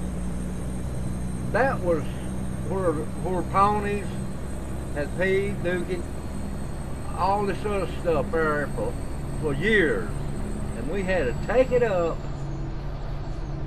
We carried that stuff 300 miles above Quebec, Canada.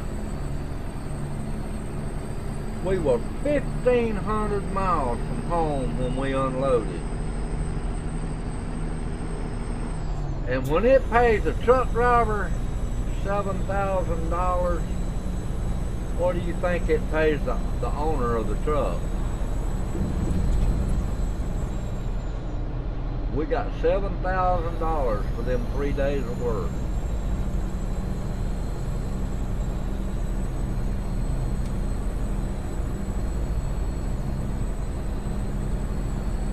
And all it was a petting zoo that we took up and hauled up there.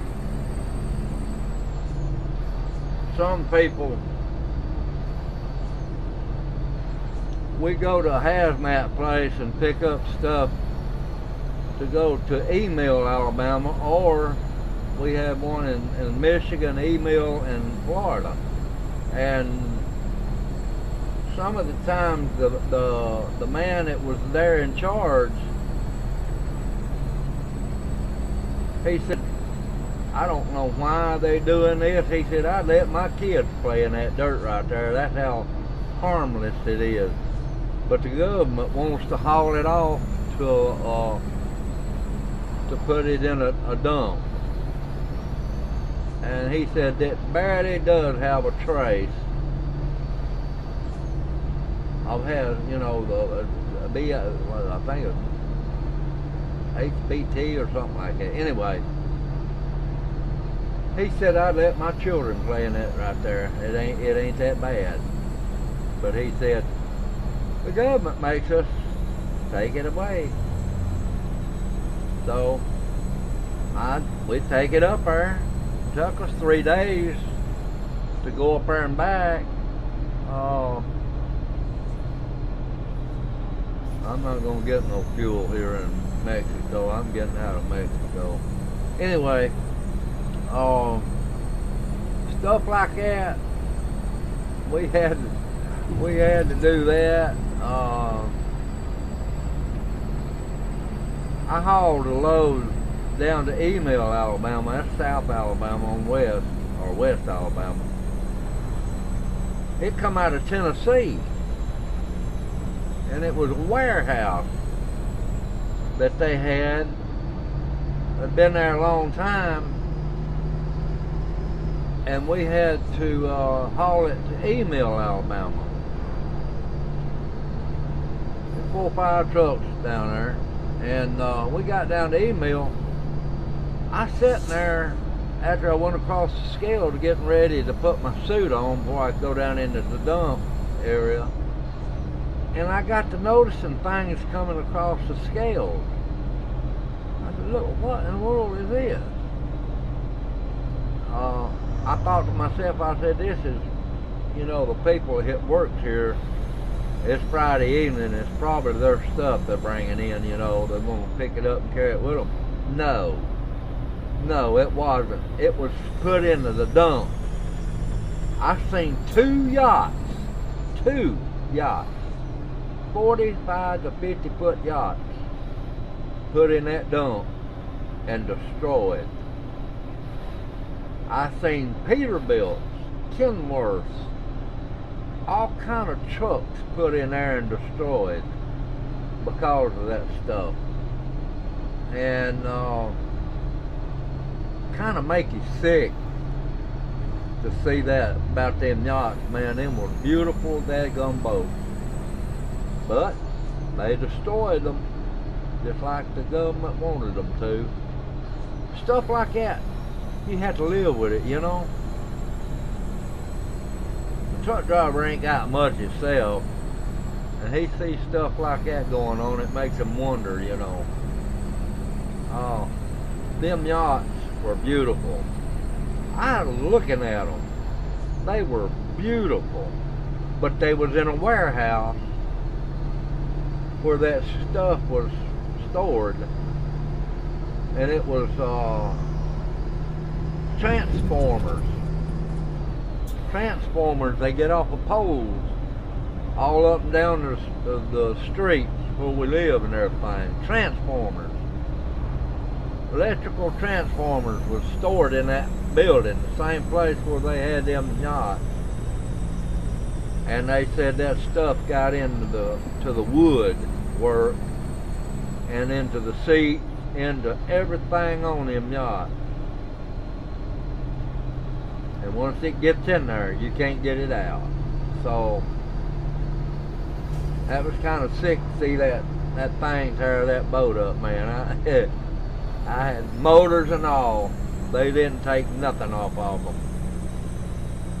And they had a Peterbilt.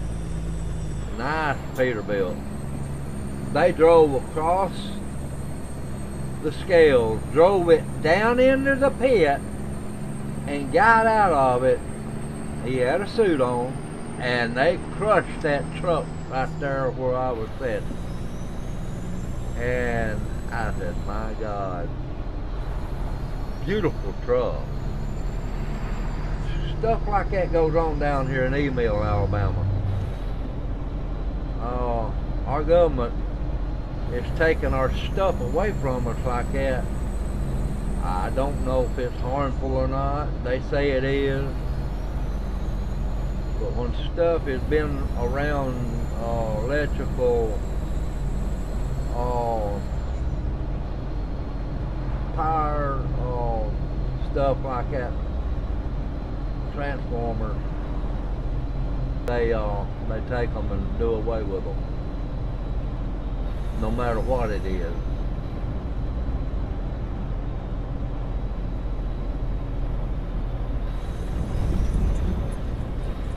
But that's what I had to put up with when I was driving down there, seeing stuff crushed that we could have used. The truck drivers could use them and have a good time on some of them.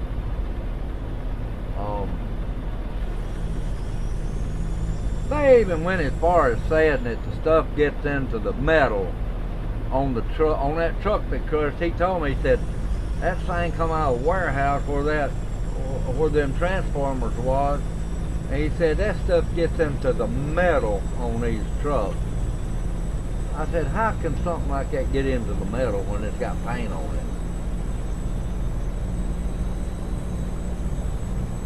He said the government ain't gonna take no chances, brother. It's our government doing it. And he said, I get sick at my stomach too. And he said, I work here. I get sick at my stomach when I see stuff like this too. But there ain't nothing you can do about it. And I believed him, and that's the truth. That's the God's truth I told right there. Oh yeah, I know, yeah. One of us truck drivers could have took them yachts and fixed them up and redone them. They would, I guarantee you, it'd have been safe. But no, they had to crush them up right there where we was at. And when they got through, wasn't up but a pile of rubble. What can you do? Can't stop it. What do you think about the people that owned them? They had a loss. They didn't get no kickback on that money neither. They had a loss. The government tell them, look, you shouldn't have them in there where you storing these transformers.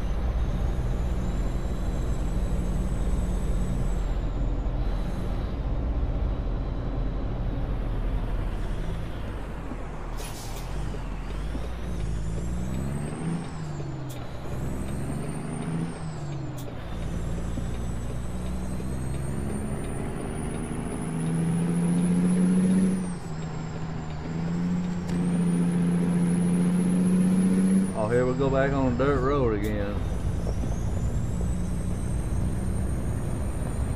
We got dirt roads on here, Savon.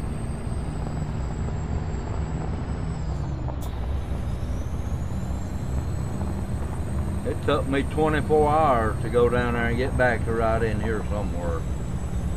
It was midnight when I came through, I believe, which it's about midnight now. 10 something. There goes the police.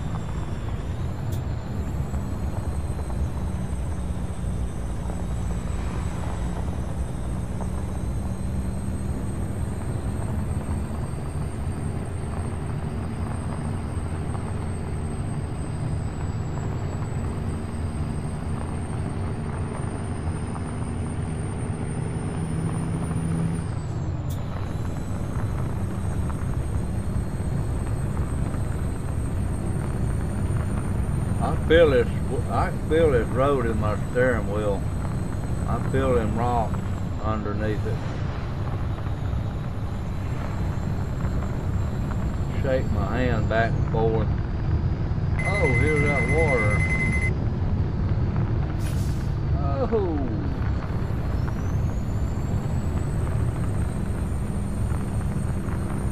If you lived around there, you could take your car or truck over there, pickup truck, and wash it. Now, you can take a big truck there and wash it, probably.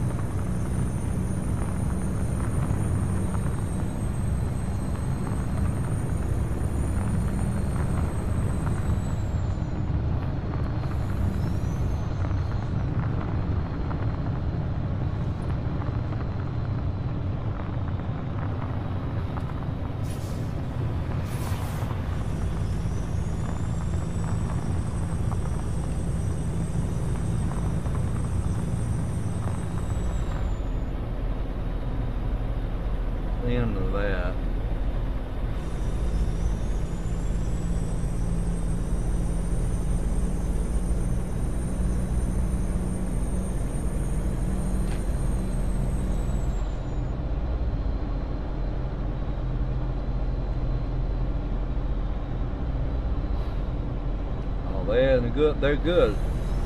This one I got in here got an 18 speed.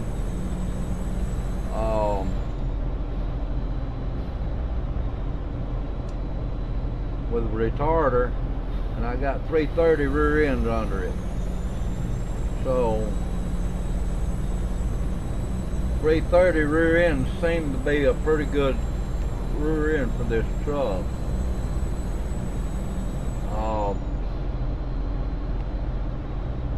You gotta pick it. You gotta pick your things out of the shop when you go to the shop. You gotta pick your things out of the shop to make your truck go good. But I got an 18-speed transmission in this one with the retarder. There's 330 rear ends under it.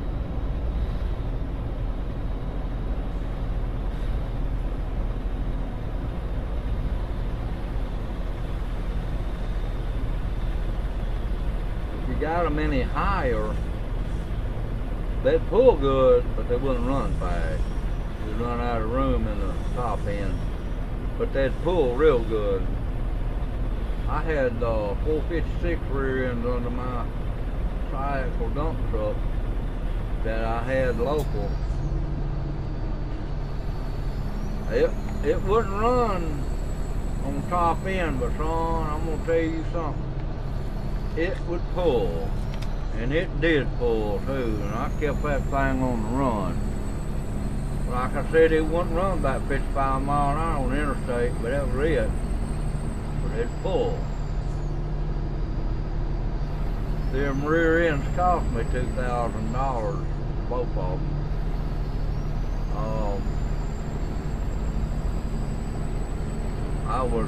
We was cleaning out a lake. Had a lot of mud and rock stuff. We was cleaning out a lake, and we had to come out from under a hill, and my truck one day, the rear end busted on, broke, and they got a wrecker out there to pull me up to the top of the hill, and I unloaded up there. They carried me out there and dumped me, and it wasn't far from where we was bringing it up. And then they brought my truck back to the house. I had a shop, and I went and bought me a set of rear ends to go under that truck for 455 rear ends. Son, them babies would pull, and I didn't have no more problem out of rear ends on that truck. Eating rear end. Yeah, you won't like it. Not on this, you won't.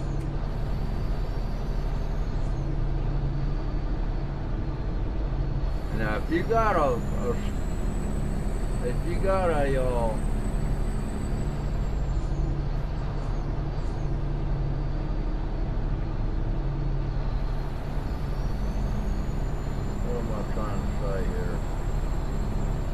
got a transmission straight shift, and you got the shifter that goes with it, yeah, you'd have fun with a shifter. But these buttons, I didn't have no fun out of no buttons.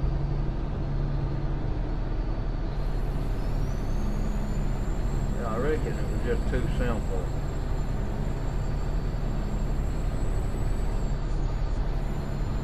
I don't know how the people gonna read them signs there. They got them so bright. San Felipe.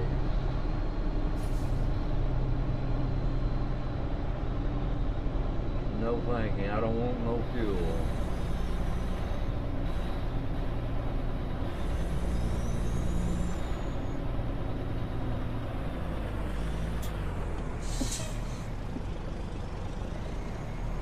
No, it's automatic. Does a good job for them. You can listen at it when I take off right here.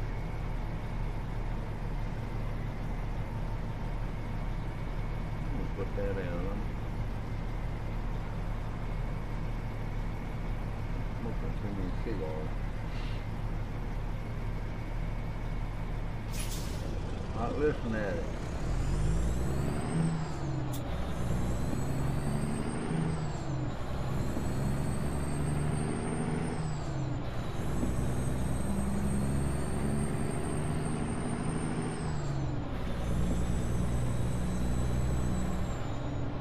And the automatic, you'll hear that pop at the end of the chain. It does a great job.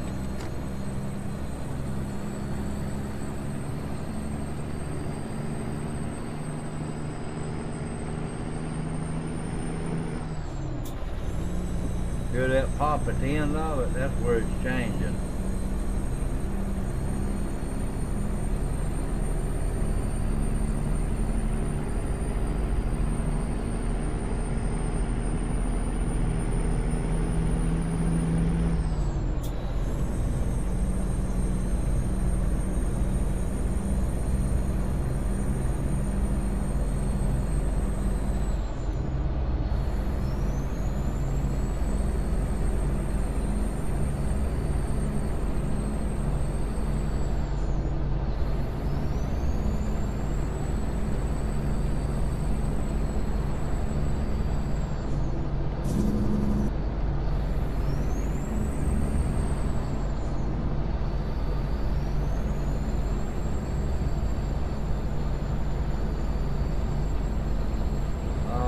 San Francisco is murder, especially with if you've got a heavy load. Oh baby, whoa, it's gonna stop me. No. San Francisco ain't no good place to carry no low boy. The tri-axle low boy, it ain't no good place, no dozer or nothing like that. It'll hang up on them humps. I know that for a fact. I've done that. I had to unhook from it and pull it sideways to get it off of them humps to where it could go on.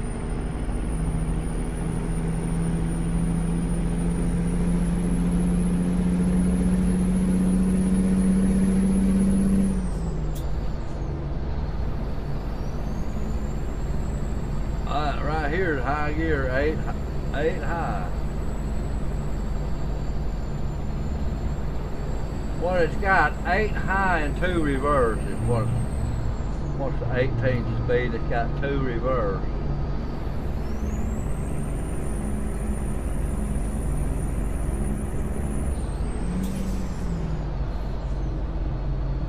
These roads are too crooked to be running 65 mile an hour straight.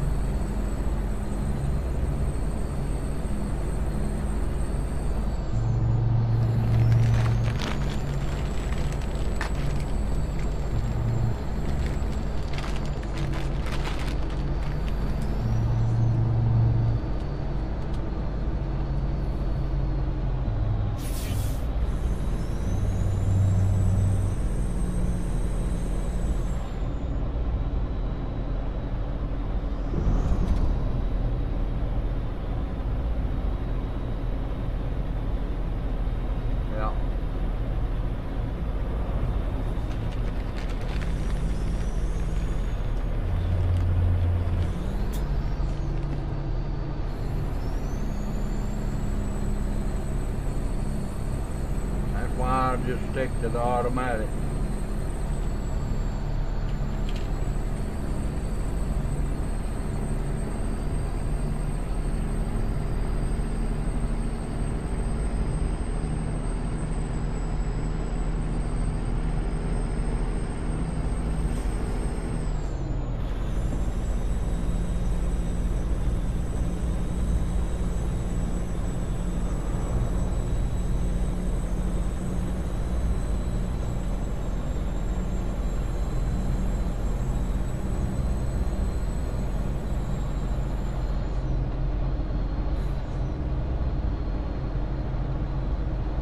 Like I said, this one got 16 forward gears and 2 reverse to make it 18 speed.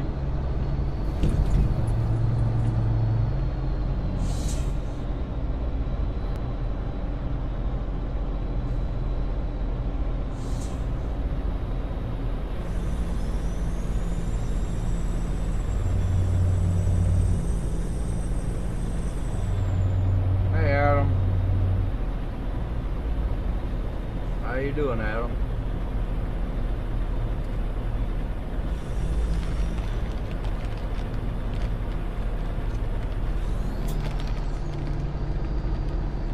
We're coming out of Mexico, man, Adam.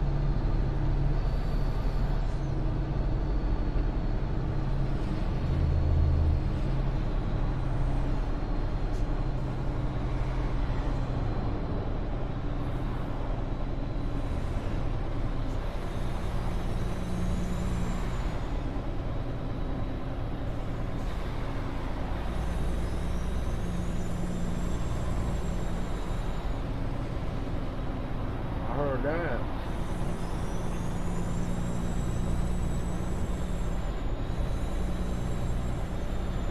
I think I got up about 10.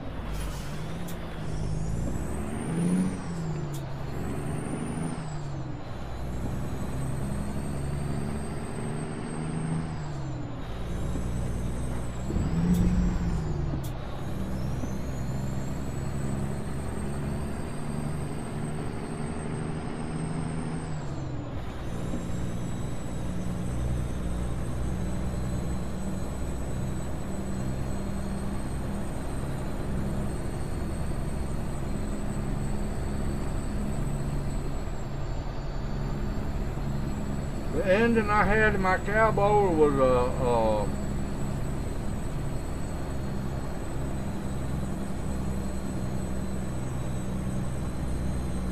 750 Cummins.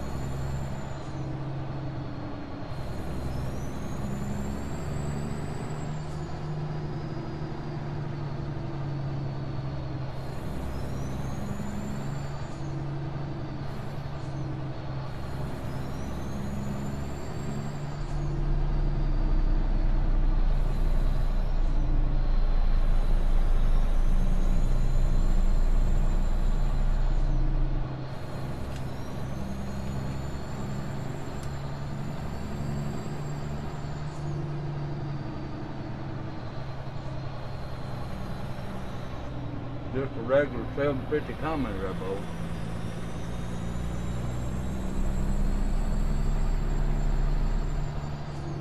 I'm in Central Mexico, New Mexico.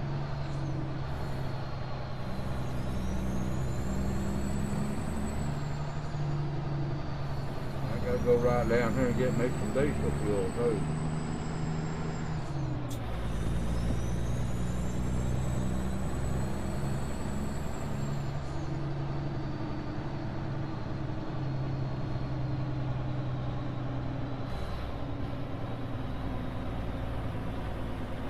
Alright, Trevon, be careful, buddy, and I'll talk to you later.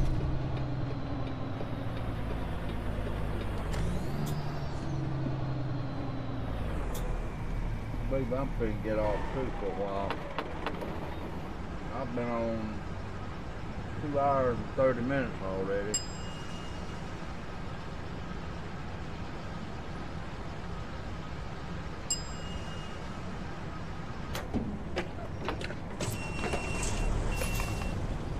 A little better fuel prices. Listen, I got 2 hours and a half in. We got all day, good days, you know.